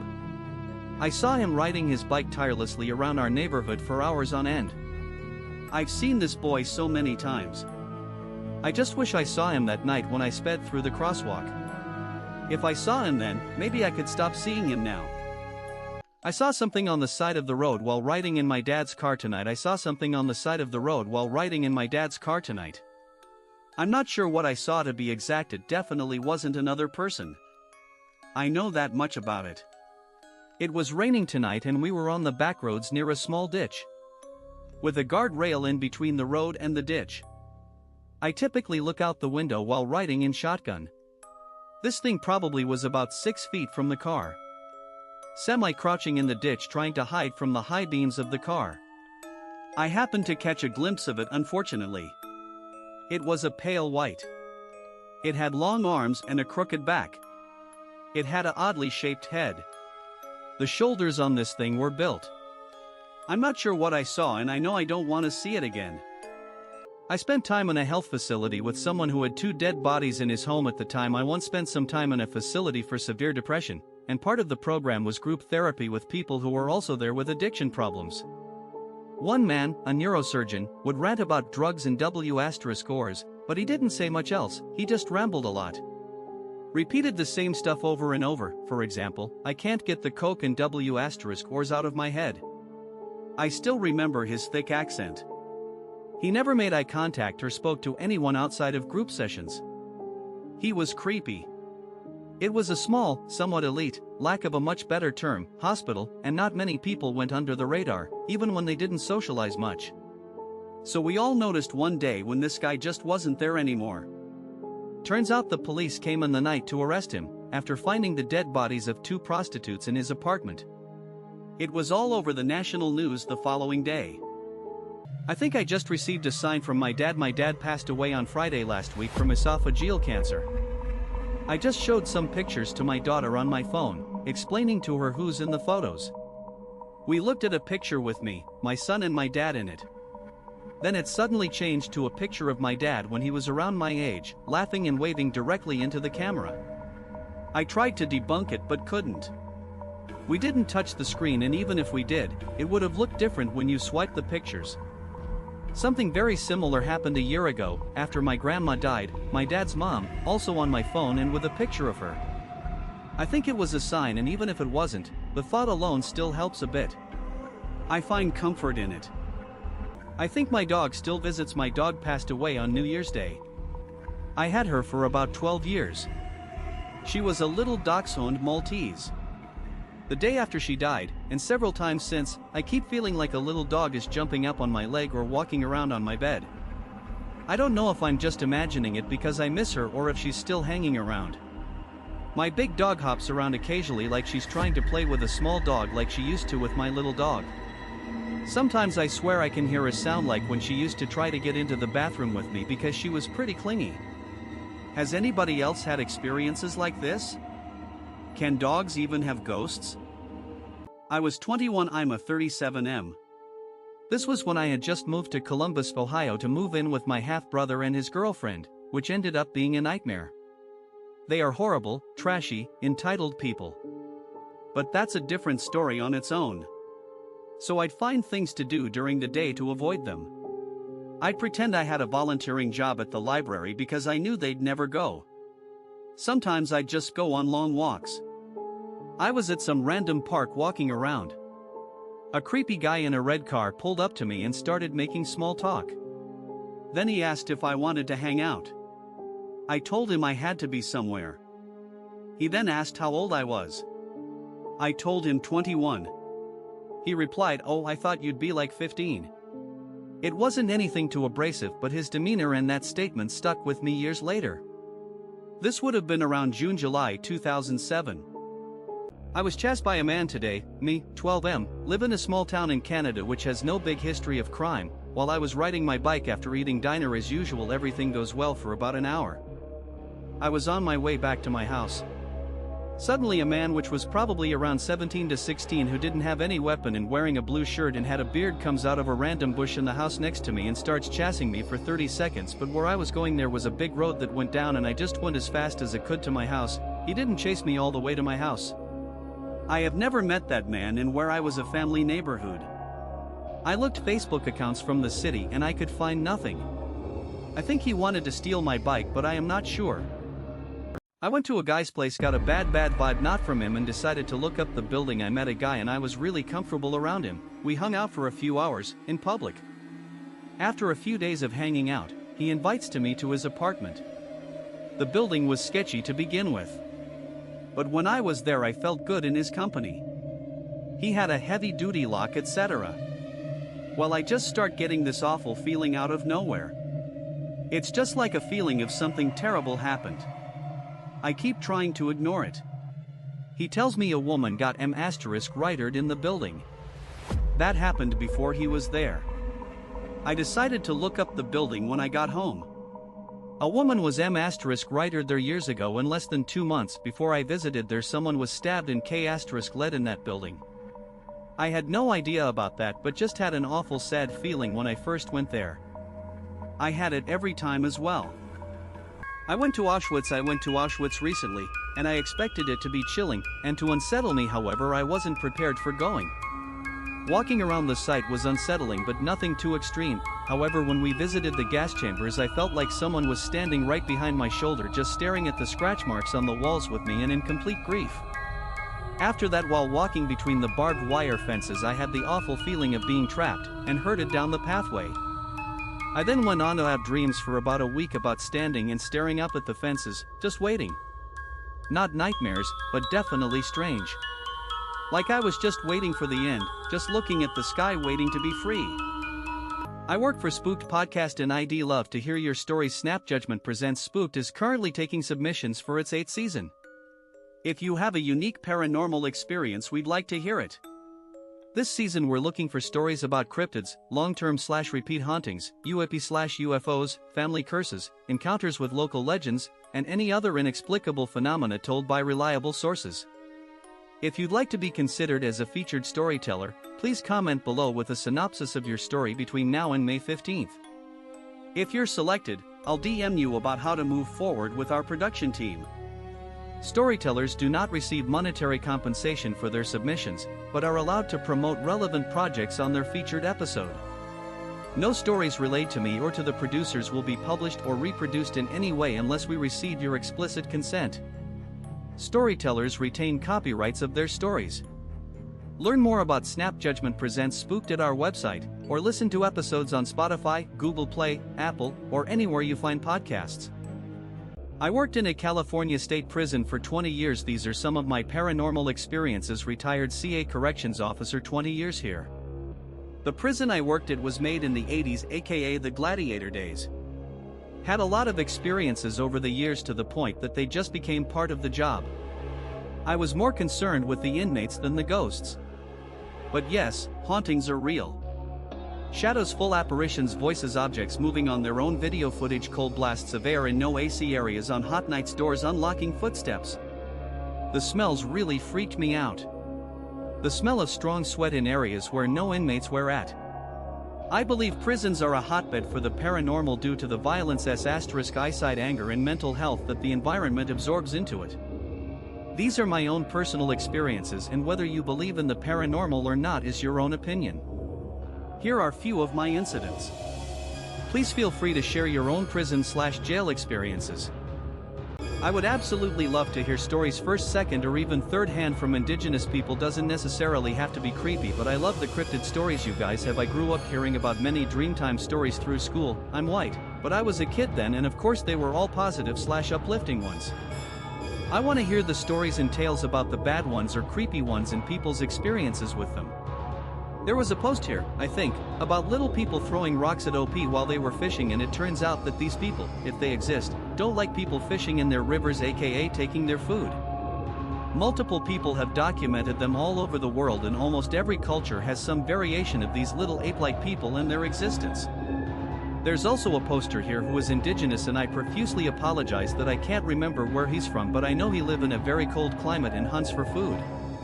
He has fascinating stories about various beings he has seen where he lives. I'm a therapist, and my patients are accusing each other of abuse. Only one of them is telling the truth. *****, the most reliable sign, the most universal behavior of unscrupulous people is not directed, as one might imagine, at our fearfulness. It is, perversely, an appeal to our sympathy. Martha Stout, the sociopath next door. They had to be the youngest married couple I've ever worked with. Her eyes were red with tears. His eyes were exhausted and defeated. I think I should start. Kiara sniffled through tears. It's just so hard to ask for help, you know? I understand, I said. Why don't you begin by telling me what brings you to my office today? Kiara took a deep breath and nodded slowly. She stammered. He hurts me. I was surprised to hear Lucas groan from the corner. Here we go again. Don't do that. Kiara shrieked. You promised you would be honest here. So did you, Lucas shot back. But apparently we're just here to agree that I'm an abuser like all of your other abusive exes, right? Kiara let out a loud sound, a mix between a sob and a shout. They were abusive.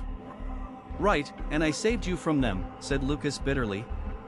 Until I became your latest abuser. Don't do that. Kiara screamed. You are invalidating and minimizing my experience. Good Lord. Let's just take a step back here, I said, scooching my chair closer to distract them from each other. Lucas, would it be okay if we let Kiara finish her story? I understand these are extremely serious allegations, but I assure you I will not rush to judgment until I hear your side too, okay? He nodded, although his expression was not one of agreement. Thank you, Kiara stammered.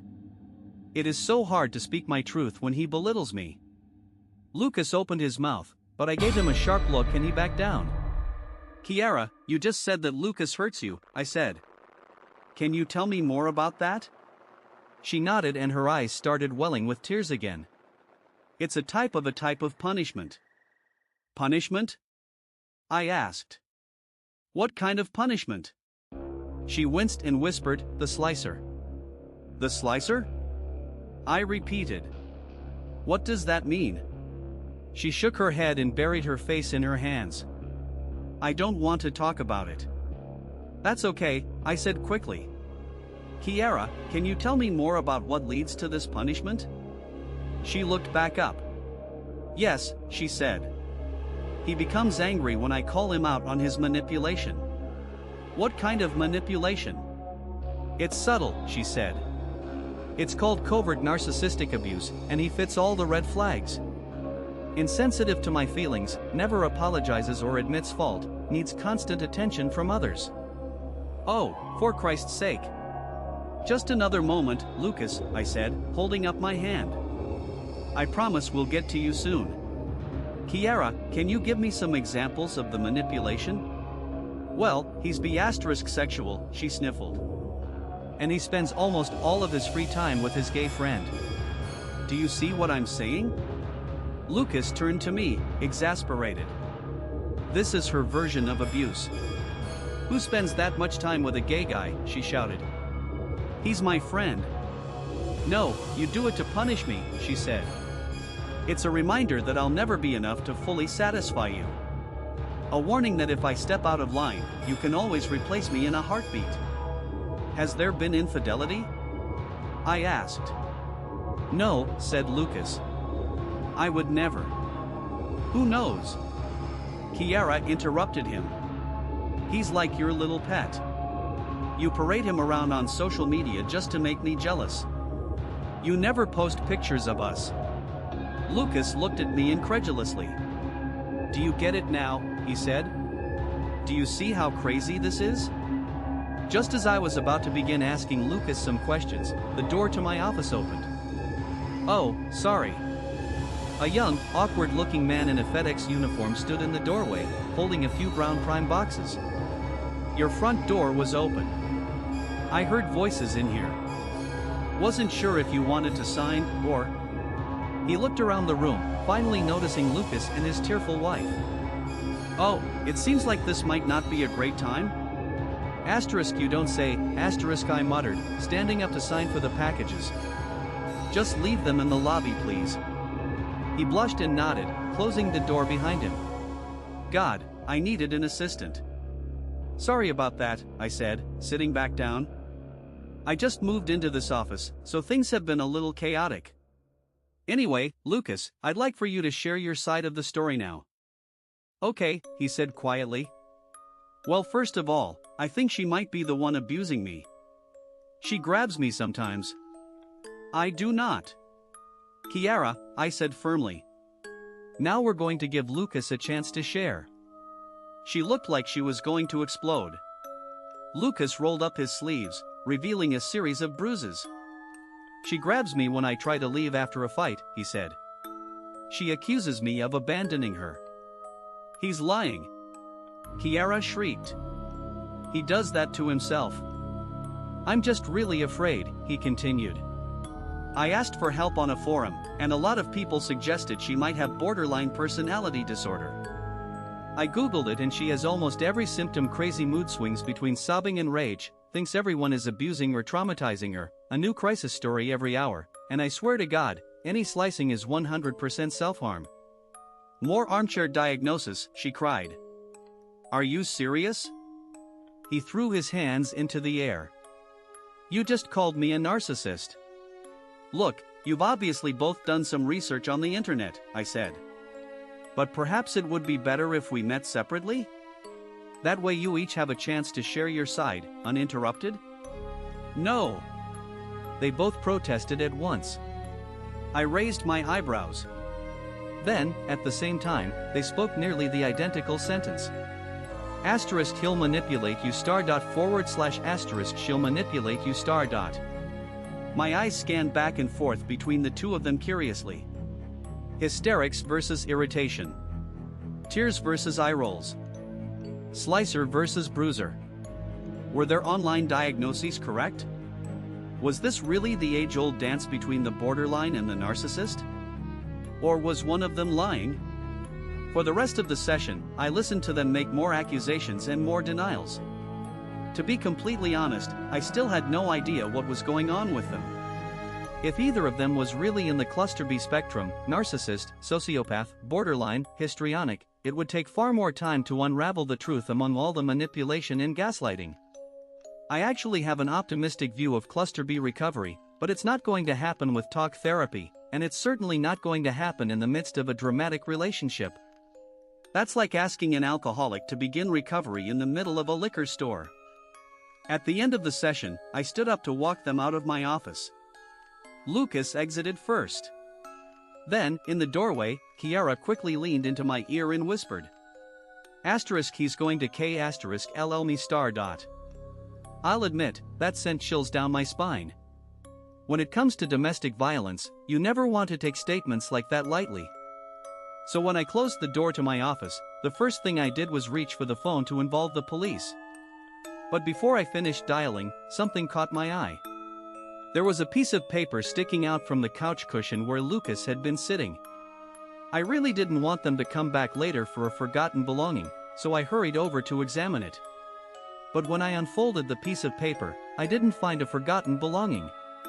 Instead, I saw a hand-scrawled note. Asterisk she's going to K asterisk LL me star dot. Backslash, part 2 backslash, https://www.reddit.com/r/no-sleep/comments/afyz7s/m_r_therapist_and_my_accusing_each Backslash, patient file number 109 part 1 of 3 view more patient files backslash, https://www.reddit.com/r/dr_harper My private practice, http://drharpertherapy.com. If you hear your name called while home alone, don't reply. I wake up from my dream to someone in my house calling my name. Groggily, I register that the voice belongs to my grandmother.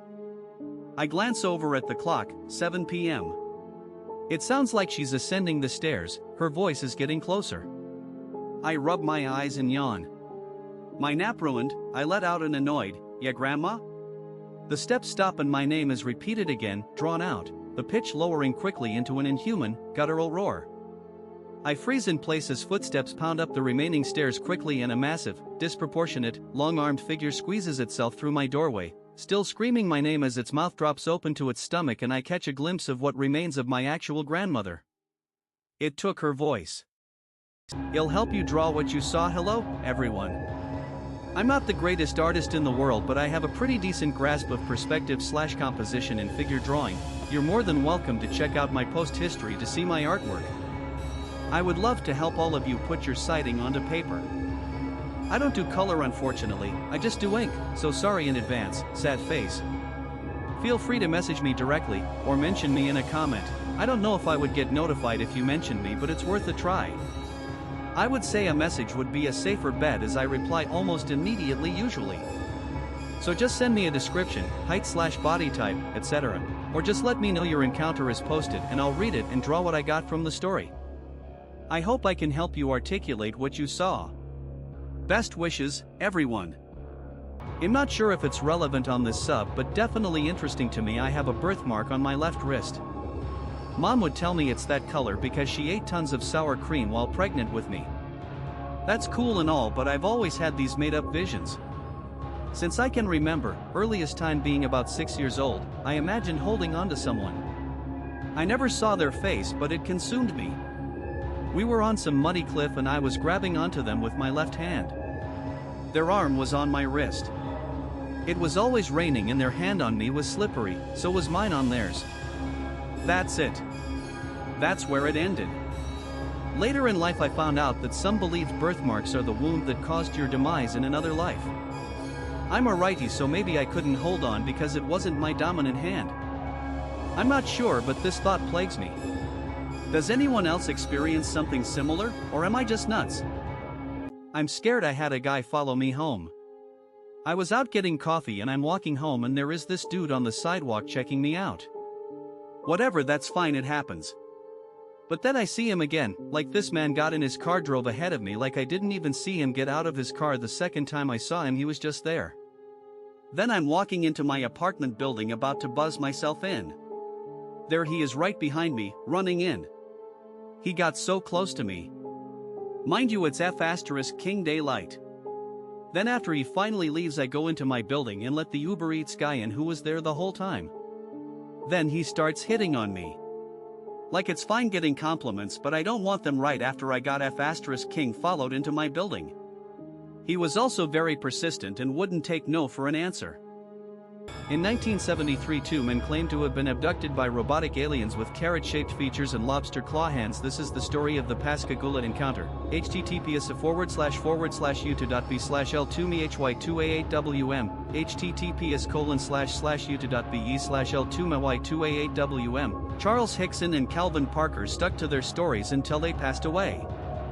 They were interviewed multiple times and both passed lie detector tests. Their case is one of the most compelling, with witnesses coming forward to say they too saw the craft. The encounter is thought to have lasted around 45 minutes, but the impact from it lasted a lifetime for both men. This video features interviews with both Charles and Calvin, as well as the rare audio of the secretive recording from the night of the incident. The audio from the secret recording is hard to make out sometimes, but it's from 1973 and hasn't been fully remastered.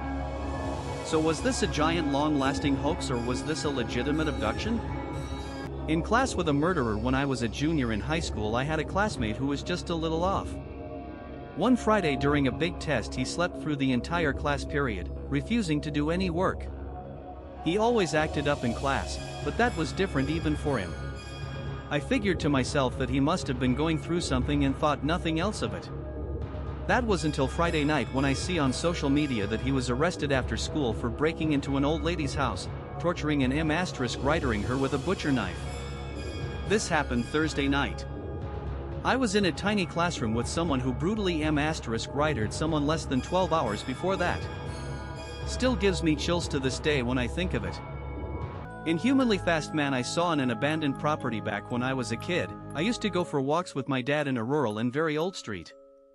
Looking down a railing at one point, you can see a piece of land from an old abandoned house, likely from the 1800s.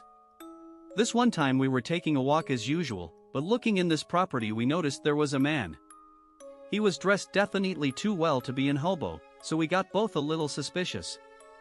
Being the social kid I was, I tried to greet him, raising a hand and saying hello. He looked straight at me and started immediately running away at an inhuman speed, acting almost like a mouse running away from a cat, and entering the woods. It was not just about how fast he ran, but how fast he moved. He almost looked like a sped-up video of someone running. Needless to say, me and my father both got the creeps and still remember this to this day. Innocence lost, I can hardly contain myself. It's that most wonderful time of the year. Not the time of gifts and family, but the one of unmonitored fear. Please only take one, a message wrote loud and clear. It won't be the same as before, I'll be watching, daring them to try once more. With a grin of glee stretched ear to ear, I could hardly wait for the first to appear. Some requited the message, following the rules to the T. Most were quite guilty, the epitome of greed. All were deemed equal, I had given this much thought. Tonight, even innocence would be at a total loss. This Halloween will have a whole new plot. Repentance would come later, for now let them have their fun. What had already started could not simply be undone. The clear victor would be rat poison number 1. Is there something wrong with me? 2 summers ago was my first experience. I was dropping someone off, and as we're getting close to Opie's house I had like a flash of what person was going to say when he got out car, so I tried to change this by not parking, and I started talking about something pointless, just do. Opie didn't get a chance. Didn't stop him, he started to say it as he's getting out. What's freakier is that he had to rush to get the whole sentence in due to me pulling off as he's halfway out the car. As happened to me 2x this week, most recent was last night. Anyone have clue what it could be? Getting a checkup already on list, so please don't comment anything like that. Edit, before the instances happen a kind of dread feeling falls over me. It came back to us after over 20 years. This happened about 4 years ago, but it still haunts me. Before my grandmother died, she left my mother 3 angel pins made of gold. My mom gave 2 of them away to family friends, but she ended up losing hers. She regretted everything giving the 2 away. We've moved countless times since she's died, all across America, Europe, the Caribbean, and we've barely had a stable home ever since. Throughout those years she was haunted by the fact that she had lost it. Then about 4 years ago, when we lived in Colorado, we found the angel pin in the basement under the recliner. It hadn't been seen in over 20 years, and it had no way of appearing in the basement especially. Pin, https://ibb.co/z87yktz. It looks like us were leaving this house and never going back. My 11-year-old daughter texted me at 1:45 a.m., saying I'm scared.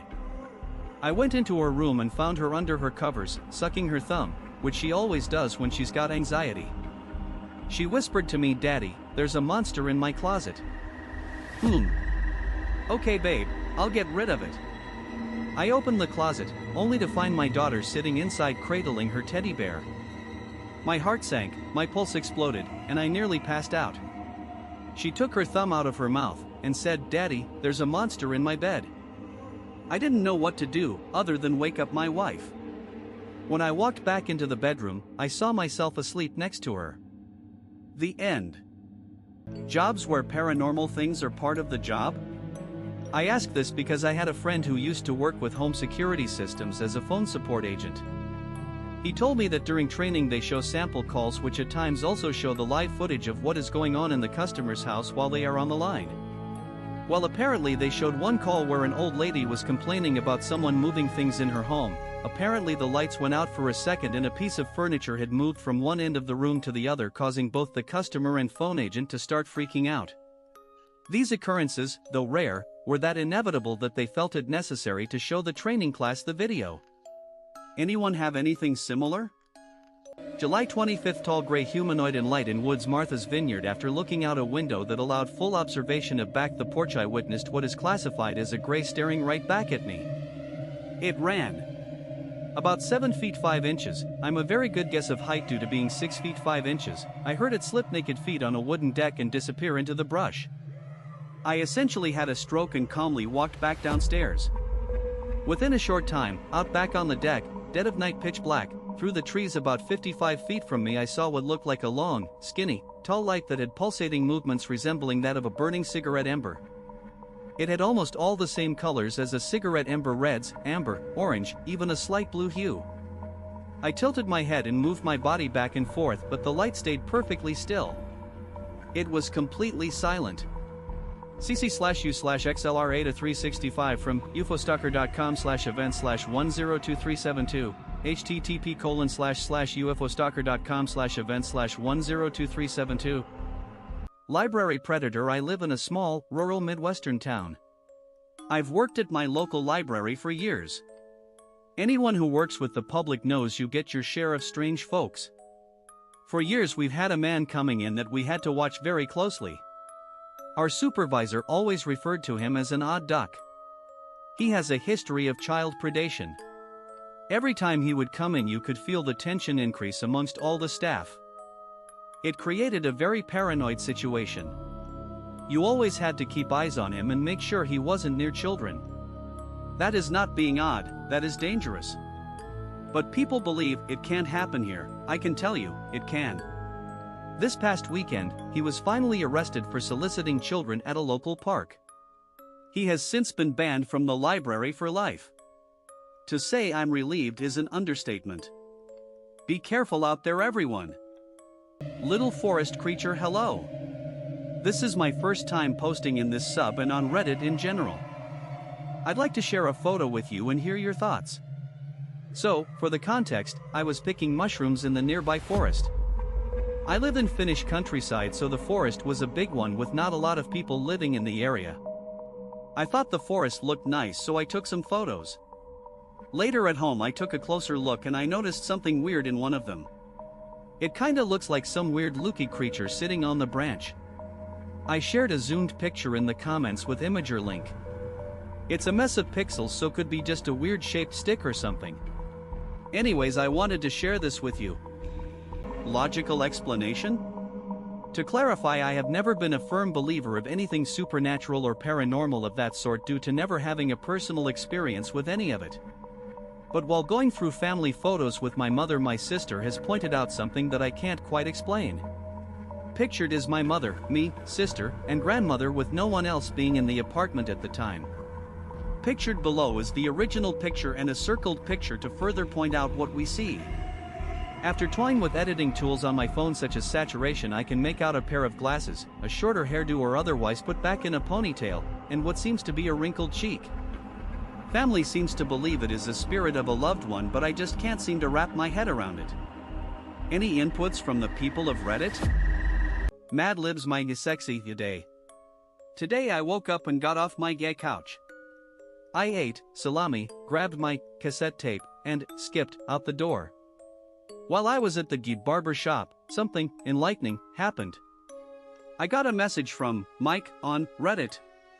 I revealed the message and saw it was from my girlfriend Amy's account. She was playing on me with Mike. I was going to request her about what was going on, but then I had a better condom. We both love Mad Libs, so what better way to reimburse her than in a Mad Libs M** writer? I can't wait to see the look in her. Anthony, why are you looking at me like that? When I read this back to her, she won't know what. Why do you have a knife, babe? Her. What an Anthony day. Mama takes pills so her eyes won't hatch. Mama takes pills so her eyes won't hatch, so her limbs don't stretch and her skin won't peel back. Mama takes pills so her teeth won't grow, so her hair won't shed and her fluids won't flow.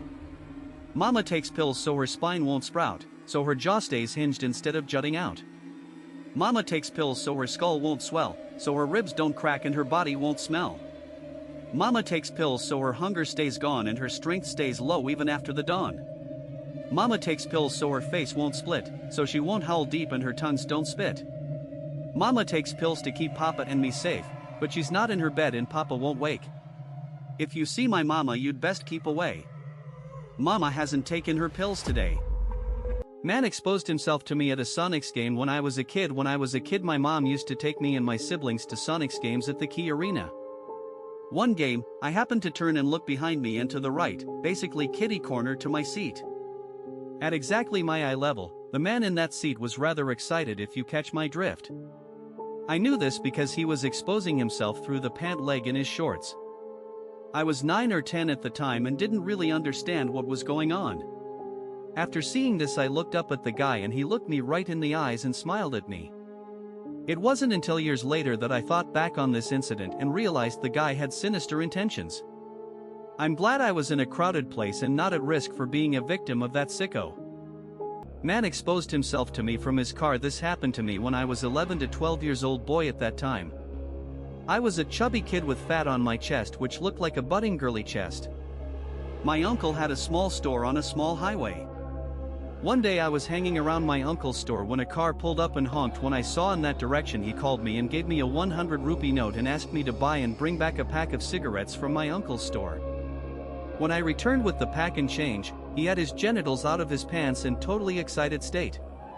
He was looking directly at my face to see my reaction, and was totally satisfied at the look of surprise and confusion on my face. Totally creepy. All I could do was give him his pack and change and ran away. Didn't mention anybody ever. And #X200B. Edit, thanks all of you for your concern and support. Man in bush. So it is 6:30 at night in Phoenix, Arizona. My wife and I are walking our dog. A man is walking in the opposite direction of us on the other side of the street. He then crosses the street onto our side and starts walking in our direction. When I turn and see, and he quickly turns around and goes the original way he was walking. He then proceeds to walk behind some bushes behind a wall and starts peeking at us. As soon as I see this, I start to confront the man. As soon as he knows that I'm not going to back down, he takes off from the bushes and starts walking fast down the street away from us. I proceed to then chase him out of the neighborhood. Fucking weird. Man knocks on car window in parking lot. Not the scariest thing, but I got really bad vibes and got out of there as fast as possible. Years ago, I was getting ready to leave the parking lot in front of a grocery store. It was early evening, but winter, so it was already dark out. I think I was inputting an address into my GPS, and a random man appeared at my passenger side window. He got my attention by banging on the window. I'd never seen the guy before. He motioned for me to roll my window down. I shook my head no at him, instinctively turned on my car, threw it in reverse and got out of there. He backed away after I turned the car on. I still don't know what his goal was. I do wonder if maybe he was going to try to sell me something or hit on me, but can't help but feel I might have been about to be robbed or worse. Man outside my son's window. I don't know if this belongs here, sorry if not. I'm a single dad and my son, Nolan, is 13. Last summer, right after his birthday, something happened that neither of us forgot. It was about 3 a.m. when I heard him screaming. I started to run to his room, and we met in the hallway. He started sobbing and telling me someone was looking through his window, so he called the cops and I searched outside. I didn't find anyone. He told the cops everything, and they began to search. They found an older man hiding in a park near our house. It was pretty terrifying. Nolan wasn't okay and ended up sleeping with me that night. He'll often have nightmares of the man too. I hope he's rotting in prison. Man tried to break into my house. I'm not sure if I'm overreacting a little, but this was super creepy. This morning at about 3 a.m. my roommate and I, both young women, watched a man park at the end of our driveway and come up to our door. He was shining a flashlight around, looking up and down and all around our door. He then walked over to the neighboring house and got back in his car and drove away. We were absolutely terrified, and I'm trying to find any reasonable explanation other than potential robbery / something worse. I believe he saw our security camera and that's why he left, but I'm scared he was just scoping it out and is going to come back. Just a strange encounter at a strange hour. Mannequin people. This one time me and my friend were walking home from a mutual friend's house after a long night of video games, like around 2 or 3 in the morning. We both lived close by, so we walked the same way. The way we're walking was kinda dark and secluded, and in the distance, we see this dark Jeep driving our direction. And in this Jeep we see 2 people in the front, one in the driver's seat and the other in passenger seat, with no facial features, just a blank face. I am literally shaking as I write this, kinda like a mannequin. And there was 2 more in the back seats. They stared at us like they were interested in us. I asked my friend if he had seen what I had witnessed and he said yes. We were both scared to it and we both walked home. I am wondering if any has ever experienced anything like I have? Mass murderer. I hired drivers for years for a transportation company. I had an applicant I spoke with and asked him to submit an application. His work history was good, driving record good, background clean. He checked out all the way around. I always talked to the applicants a few times and never got a weird vibe of any sort. The time came to have him arrive for his orientation, and as usual, I introduced myself and directed him for Orientation. Absolutely nothing stood out about this driver. He was neat, presentable, and didn't draw attention to himself. He drove for about a year before he quit. Probably 3 to 6 months after he quit, I see in the news that he led 11 congregation members in a Jewish synagogue. I was absolutely sick to my stomachy. Me and my BF always see flashes of legs running across the road in front of us at night. We can't figure this out. It happens only at night, and we live in some of the backroads of Washington state. If it is later than 8 p.m., if we have our brights or even low beams on, sometimes we see flashes of what looks like people with no torsos running across the road. Sometimes they wear black pants, jeans, sometimes it's more of a shadow, sometimes we both notice certain types of shoes like white Reebok and Nikes mostly. It always happens on Highway 507 for context. We don't have anything in the car or nothing reflecting to make it look like just the legs of a person flashing across the road very quickly. Also, I can't explain why we both see it and can describe the same clothing or shoes on the legs. This used to happen to us in Kentucky, but not as much as it does here. Me and my friends were exploring an abandoned construction site and decided to take a picture. On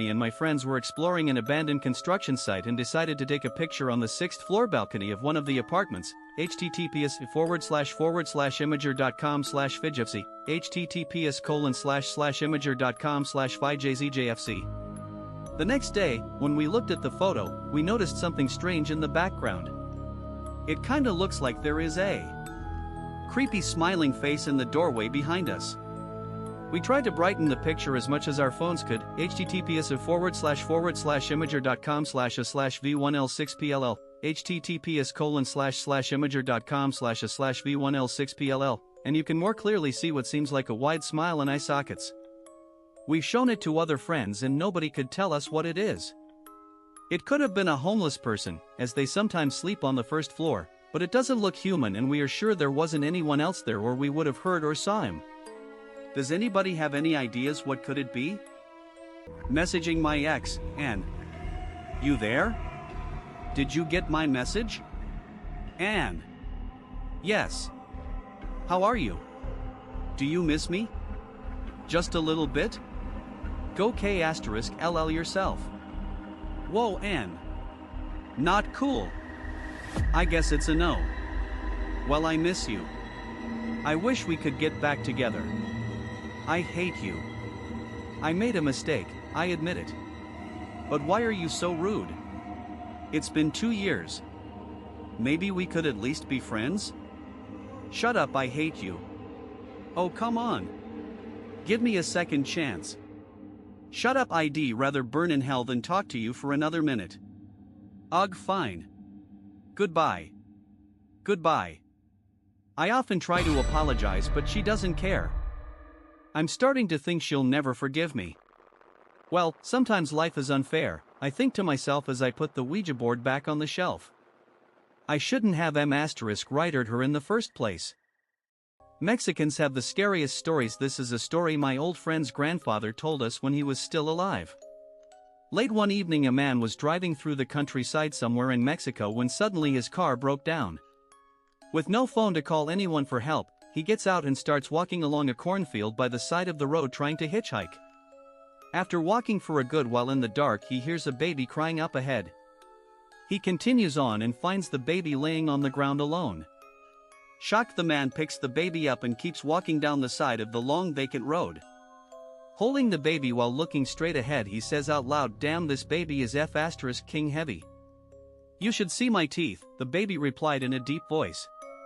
Terrified to look down, he dropped the baby and ran as fast as he could. It laughed as he ran away into the night. Middle school encounter in middle near Cleveland Middle School in 2003 in Albuquerque, New Mexico. I was walking home from my middle school and I was on my way home when I crossed the road intersection. This road was by an elementary school and the corner of an Albuquerque bank. I was walking down the street when a truck was following me. I looked behind me. In the corner of my eye from behind me was this truck following me. It was across the street and it started to pick up the pace. So I threw myself into a bush and saw the men circling the road, I think trying to abduct and our PE young elementary and middle school students. It gave me the chills how slowly the vehicle was moving towards an area where children were around. I never told police or anything about it because I really didn't know if they were trying to abduct me or just driving by the area. Mom, why do you keep calling me? When I was about 7 or 8, I would constantly hear my mom calling me by my name or sometimes the pet name she has for me.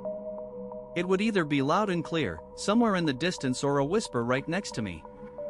It was weird because it would happen she was nowhere around, so like when I'm at school or outside playing with friends when she was at work or whatever. After some time it got really frustrating, as anyone can imagine, and so I told her about it and she told me the next time it happens I should pray. She was super religious at the time. Anyway, it happened again when I was walking home from school. I heard her call me and she was nowhere near me. She wasn't even home, and so I prayed. I never heard it again. Mommy sleeps in the basement. Speak louder, please. I put my hand up next to my ear from the back of the room, signaling that she would need to raise her voice. She took a deep breath. I could see anxiety turning her cheeks beet red, as strands of blonde hair began to fall out of the same nappy ponytail she wore every day. There was something about her so familiar, but I just couldn't put my finger on it. With her face glued to the paper, too afraid to make eye contact, she quickly sputtered out, "Hi, my name is Paisley Jackson, and this is my poem called My Family. Paisley was a shy little girl. In fact, she was one of the quietest students I ever had in my 10 years of teaching. Which I guess being the youngest of 11 will do that to anyone. Surprisingly, she was very smart, unlike the rest of her siblings who were dumber than a box of rocks. Lord, the Jackson kids were such a headache, except for Paisley, of course. I just wish I could have given her more opportunities to improve her future. Don't get me wrong, I tried to help Paisley, I really did. I gave her clothes, food, and even had funds lined up for her. But, living dirt poor in a shack out in the middle of the desert, was a bad hand to be dealt in life. Besides, no matter what I did, it wouldn't have made a difference. Everyone knows that the cycle of poverty is almost impossible to break. I crossed my legs, pen in hand, preparing for yet another bland story about a family I'd never get to meet. If you've ever worked with underprivileged kids, you'd know that guardian involvement is quite rare. When it came to interest in their daughter's education, Paisley's parents were no exception. I have 2 mommies. One named Betty, who can make good spaghetti. I call her Mom, she's the one that's married to my dad Tom. One named Claire with pretty yellow hair. I call her Mommy, Dad calls her his project, his hobby. Being smack dab in the middle of Utah, I've seen hundreds of polygamist families, so this didn't strike me odd. Besides, even though polygamy is illegal, I try to keep my nose in my own business. Mom takes care of us all. She can do that because she's so tall. Mommy wears a pretty silver bracelet. She wears it because she's so famous. Wouldn't be the first time I saw kids coming up with stories about celebrity parents to add excitement to their ordinary lives. I just didn't expect it to come from Paisley. Mommy has me and Tommy. He's one of my older brothers. Mom is a lot older. She has all the others. I cringed. That meant that one of Paisley's mothers had given birth to 9 children. I couldn't imagine going through that many pregnancies. Dad says me and Tommy are a gift from God. He'll never hit us with a rod. His pride and joy is Tommy, but he says the only person he truly loves is Mommy. I looked up from my grade book, with the line about a rod catching my attention. However, this wasn't the first time one of my students have accidentally reported abuse.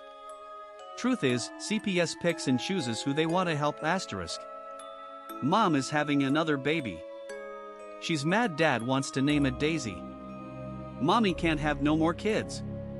Her last one died of SIDS. Shifting in my seat, I scribbled down a note reminding myself to deliver my daughter's old baby clothes to the Jacksons' shack. As a mother myself, I know babies can be expensive. Dad says she did it on purpose, because she wanted to run off and join the circus. Mom says it wasn't her fault. I promised to keep that secret in the me and her vault. I shook my head in sadness. How could someone blame a grieving mother for something she couldn't control? Mommy was the one Dad chose. He watched all of her school shows. They were joined in the night. Daddy says inside her is a lot of fight. Mom is just a cover, Dad doesn't really love her. Asterisk, I threw my hand up, a gesture meaning stop I had taught my students, but Paisley didn't look up. She continued to read, oblivious to my disappointed frown. Obviously one of her siblings put her up to this as a joke, asterisk. Mommy says she needs to get out. She wants to show me what life is all about. Dad gets mad, it's his biggest pet peeve. Mommy is sad, she just wants to leave. Mommy sings to me her favorite song. Mom says Dad's head is wired wrong. Asterisk, shaking my head, I sighed. Another child with so much potential, and such a kind heart, was stuck in the middle of a lover's quarrel that didn't even involve her, asterisk. Last birthday, I wanted to take Mommy to see her favorite basketball team. Mom made me a cake with frosted buttercream. I got to go see the Knicks, but Dad said he made a mistake he couldn't fix. Nothing is the same anymore. I don't know why for sure. Now Dad cries at night alone. He asks God, what have I done? To Mom he no longer tends, she hopes the baby will make amends. Asterisk, Paisley rose her head up with a smile, looking for my approval. Although I was appalled at the inappropriateness of her poem, I didn't want to break her spirits. She clearly was very proud of it, and scolding her for something that wasn't her wrongdoing, was just going to send that little girl back into her shell that I'd been trying to break for months, asterisk. So instead, I clapped, making the rest of the class, who were too young to understand the gravity of the situation, applaud too. Mrs. June, I brought a picture of Mommy for extra credit, it's got one more part of the poem. Can I show the class? I nodded my head, thinking there couldn't possibly be any details worse than what she already presented. Asterisk, Paisley reached into the front pocket on her old worn-out hand-me-down dress, pulling out an old aging photo. She flipped the flaking picture around, displaying it as if it were her most prized possession, asterisk. Asterisk, my blood ran cold. I finally figured out why Paisley looked so familiar to me, asterisk. Asterisk, in what seemed to be a school photograph, smiling ear to ear exactly like Paisley, was a young woman by the name of Claire Daisy. She was a high school student, popular for her ability to gain the lead in every school play, that went missing without a trace 12 years prior. She was last seen leaving theater practice late one night, but then she just vanished. No sign of a struggle. No witnesses. No evidence. No body. Nothing. Her case was covered on every news station in Utah for a while, because of how peculiar it was, until people lost interest, asterisk. Paisley happily continued, I was so in shock I couldn't stop her, as she read off the back of the picture. There is one thing I don't understand, and maybe you'll have the answer at hand. If Dad's love for Mommy will never sway, why did he treat her that way? Mom lays her head on a nice soft bed. But Mommy sleeps in the basement, under a big slab of cement. https://junipejunejh.wordpress.com. My 11-years-old daughter is horrified, so my daughter's room is across the hall from my room. She keeps hearing me screaming her name in the middle of the night. She's actually woken me up a couple times by yelling back, and then as I'm waking up I'm so confused on why she's yelling at me. LOL, the last time it happened was a few days ago. However, this time I woke up because I heard my voice yelling my daughter's name, and I'm positive it wasn't coming out of my mouth. Freaked me right out. We live in the country in Ontario, Canada, and we all have AC units in our rooms, so we never hear much of anything usually. Are these mimics a real thing? What happens if you answer it? Or what can happen? Why are there such things if they are real, and what do they look like? TIA. My 5-year-old freaked me out last night, so yes, OFC kids have wild imaginations. I don't put much weight into this, but figured I'd share as an anecdote. Last night I was getting my 5-year-old son ready for bed. When I tucked in, he told me, Mom, in the future there are no trees, no water, and no trees. So I asked him where all the people would go, and he said, in the tall houses. Asked him how he knew this. He said, I always know this, Mom, I always know. Kind of freaked me out. He said freaky stuff in the past, so I'm starting to get used to it. Just odd hearing it come from my 5.5-year-old who knows nothing of climate change / conspiracies / end of days etc. LOL. My 8-year-old cousin accused me of spying on her while she showered. My 17M family is having a reunion at our house, and my cousin, 8F, often lies to get people in trouble. Yesterday, I had to use the bathroom and accidentally walked in on my cousin in the shower. I apologized and left, but when she got out, she told everyone that I was spying on her. Several of my family members believed her, while others knew that she was lying. Since they were staying at our house for a week, I have to spend the rest of the time in my room not leaving unless I had to use the bathroom. It's aggravating to have almost half of my family think I'm a creep and get punished for it. What should I do? Edit, I didn't hear the shower running because my hearing aids had died and I didn't have any more batteries. My 9-year-old son is having crazy dreams, so my son is 9. He told me this morning that he had a dream last night where he was looking down at his body, and then Uncle Randy took his hand and helped him fly away. His Uncle Randy was my older brother and had passed away when my son was 3. He then described how he saw me crying in the tub. I was crying in the tub last night. I'd been very stressed with my pregnancy. After the tub, I went to check on him and he was still asleep. My son then told me Uncle Randy told him to tell me that I can't cry with teddy bear eyes, which is something he would tell me as kids. It was all very strange. Do you guys think it was just a dream or something else? My aunt's experience in a nursing home. My aunt used to work in a nursing home. There was an old woman who lived there, universally beloved by all the staff, who often talked about how much she wished she were young again and could wear high heels. Every single photo of her in her room, she was wearing high heels. This woman loved shoes. One night, my aunt was talking to another nurse, when they suddenly heard the distinct loud sound of someone walking through the corridor wearing high heels. The sound moved away from them and faded away.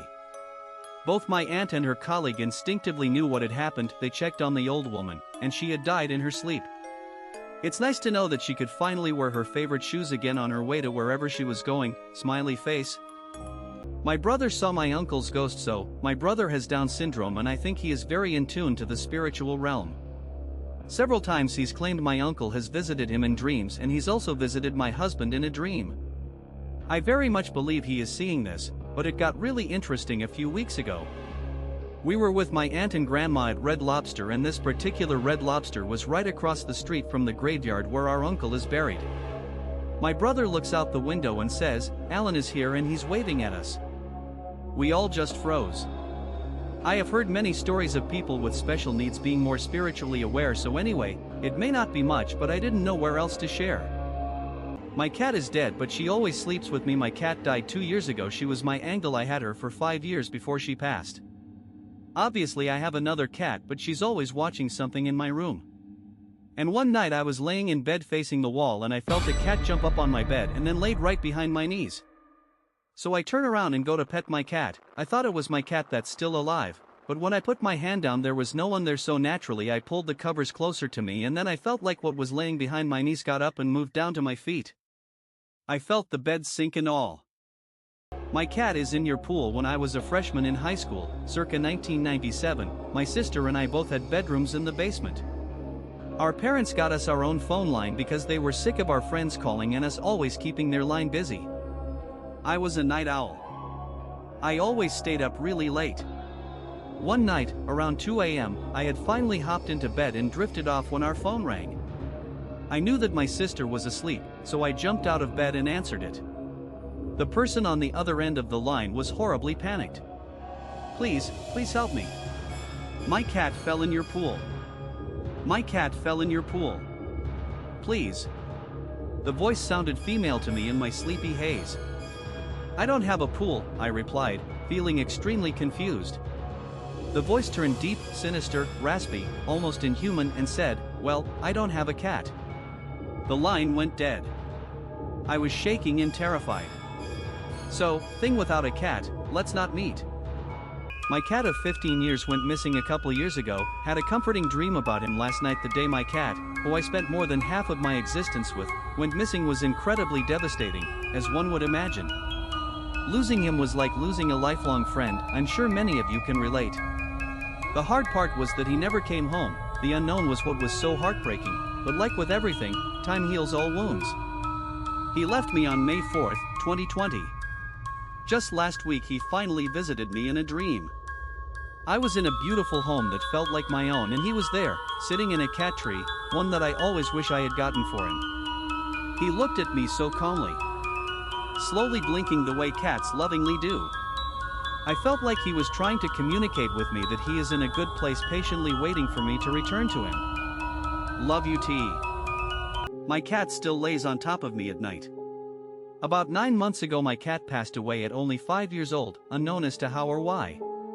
But almost every night when I lay down on my side, it feels like she jumps up on the bed and curls up on my side. I feel the pressure exactly where she used to lay. Not only this, but a few days after she passes, I was laying down getting ready for bed. Looking out at my room, I see a ball of light appear from the underside of my bed and make its way toward me and disappearing. As it disappeared, I felt the same feeling as if she laid down on my side. It is the only thing that gives me closure, and I miss my kitty. Fly high, my little one.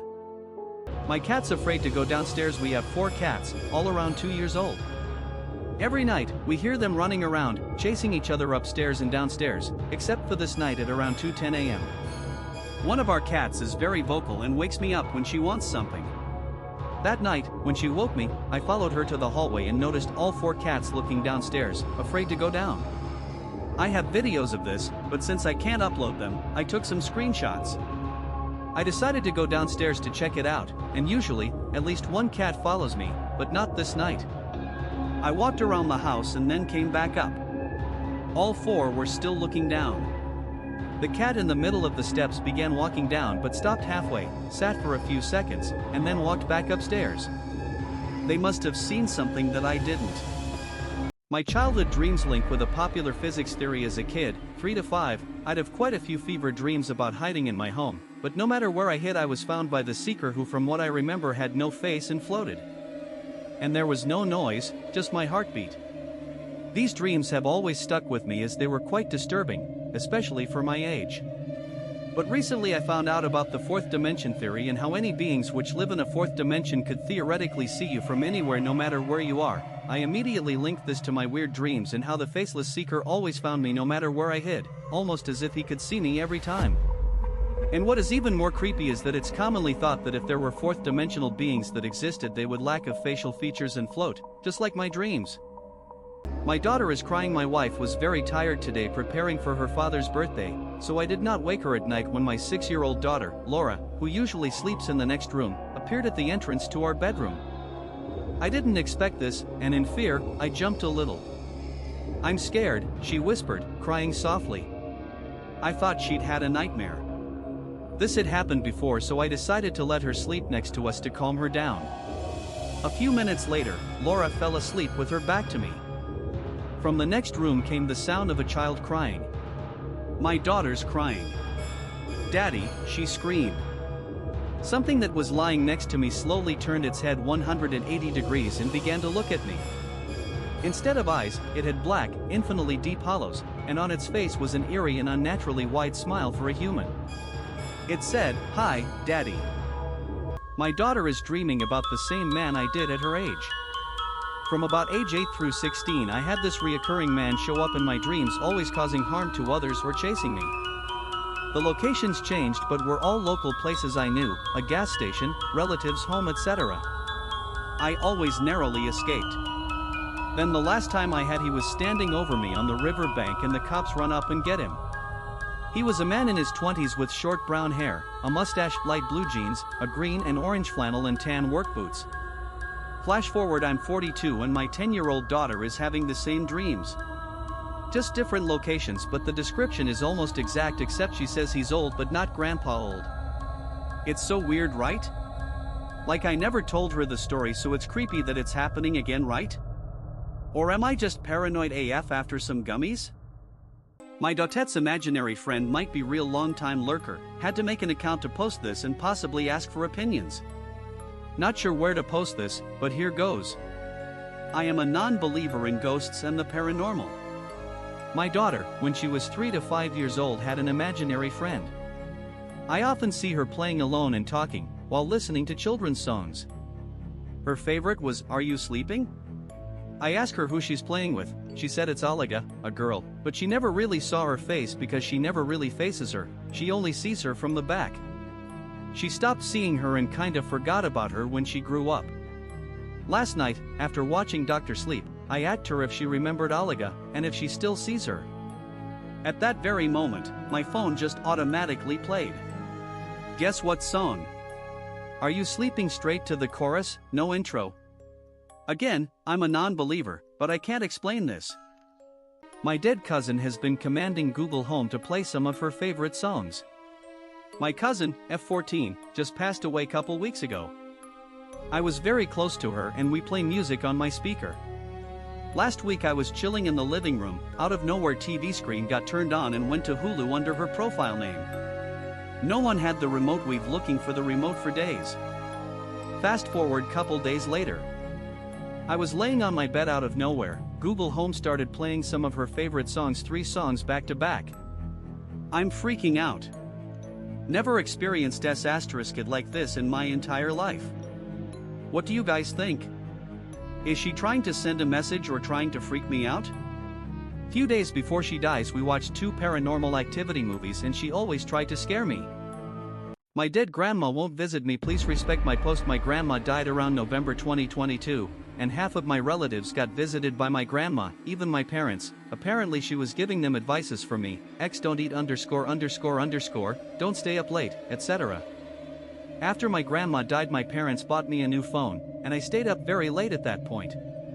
And one time I fell asleep while my phone was charging and my earphones still on my ear.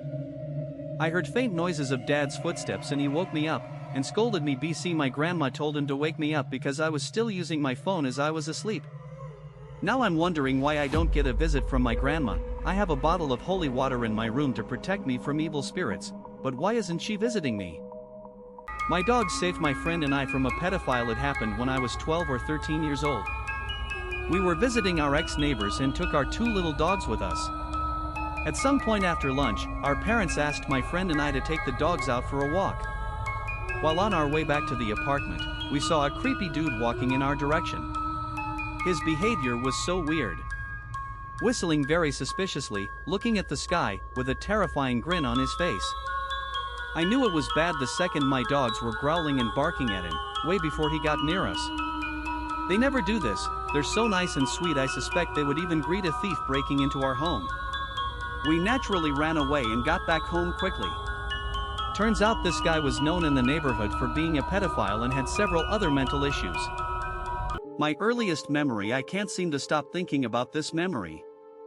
I don't understand it and it's just so interesting. My very first memory was a graveyard. It was rainy and focus was zoomed onto a specific grave, but I can't remember the name. I then remember seeing mountains and trees and forests and floating for miles through wilderness. Eventually, I came to a completely white room with a woman who was not my mother saying something intelligible. It wasn't a scary-looking woman, but a comforting one. The room changed colors and the window morphed as though physics didn't apply where I was. And then boom. My next memories were me in my first house with my mom and dad. I have sat on this memory for years without telling anyone, and I just had to tell someone. I remember it like it was yesterday, yet it was over a decade ago, as far as I know. Any others have similar experiences? My eyes water every time I talk about something I can't explain that seems paranormal. Anyone know why anything paranormal forces me to cry? Not sob or bawl my eyes out, my eyes just water and a few tears fall. I try to avoid superstition or basing my life around it, but can never escape this feeling that comes once or twice a year if something very strange happens. I've read it could be me being subconsciously scared and naturally reacting, but I don't cry when I'm scared.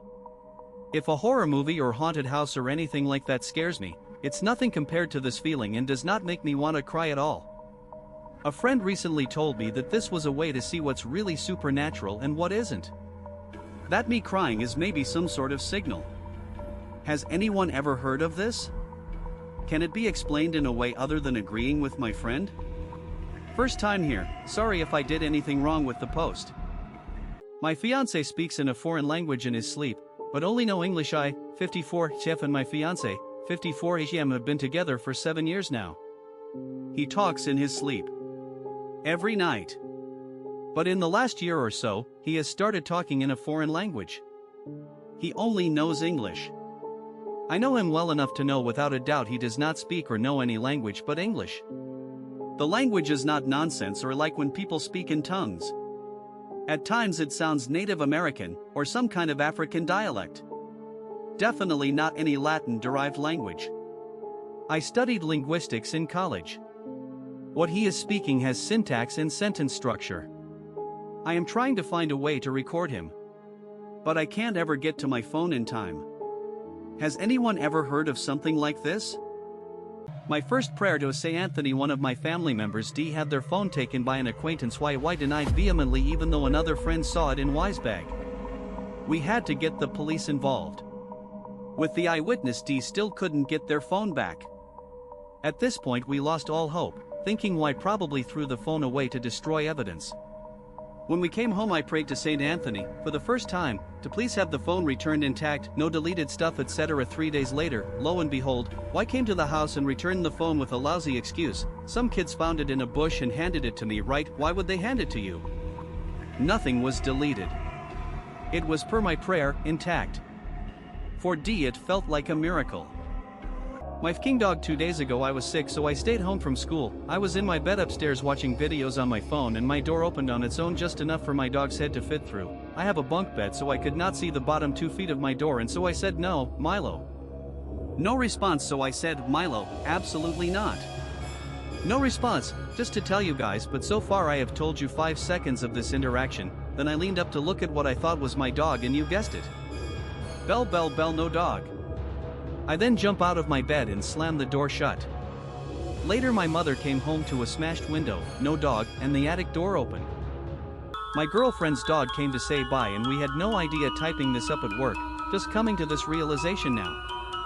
My girlfriend and I spent a couple weeks in Chicago recently and had a strange event happen. 2 nights after we arrived I sat down to untie my shoes when I saw a small, white flash out of the corner of my eye. It looked like a small, fluffy dog. When I told my girlfriend I saw something she finished my sentence for me, basically saying that she's seen it too. Fast forward to our arrival home, she calls me to tell me that her dog died while we were gone. He had died 2 days after we left. He was a small, white fluffy dog. He came to say goodbye and we had no idea. My grandfather let me know he saw what I did. My grandfather was the last of my dad's parents to die. He was known for smoking constantly. If he wasn't smoking one, he was rolling one, always no filter and no roach. After he died the family took one last walk around him and my grandma's house before it was sold on. I took one last walk around the playroom, an old spare bedroom that was turned into a toy room for the kids of the family. I locked it up behind me and for whatever reason, I pocketed the key. Fast forward that night after the funeral. The key is still in my trouser pocket. I've traveled 40 miles home and gone to bed. Next morning I go to the kitchen and in the ashtray is a rollop, no filter no roach, burning in the ashtray. Fast burning like someone was taking a long drag. Next to it, the playroom key. My husband isn't cheating on me. I love my husband. I know he isn't cheating on me. Now, other women might be suspicious if their husband started coming home in different clothes than he left in. But not me. I trust him. I know he's not cheating on me. Other women might be suspicious if their husband started spending longer hours at the office. Other women would jump to conclusions seeing their husband with so many younger girls. Friends from work he calls them. Other women might be upset constantly seeing the girls that take up so much of their husband's time. Reminders of the fact he's never home. But not me. When I watch the news and I see the pictures their families chose for the missing posters I can't help but smile. My husband isn't cheating on me. My little brother came to me in a dream the night he died. A few weeks ago, my 23-year-old brother passed away. It was a sudden death, no warning signs. We are 6 years apart, and we're very close. The night he died, I had a dream we were both at the river. We both would frequently hang out. The water was extremely rough, and the rapids were violent. In my dream, my brother looked at me and said, "Let's go swimming in the rapids." I pleaded with him not to go in, but despite my warnings, he went swimming in the water. The whole rest of my dream, I was following him in the water, trying to catch up. I never did, and then woke up. 2 hours later I found out he died in his sleep. Has anyone else heard or experienced something like this?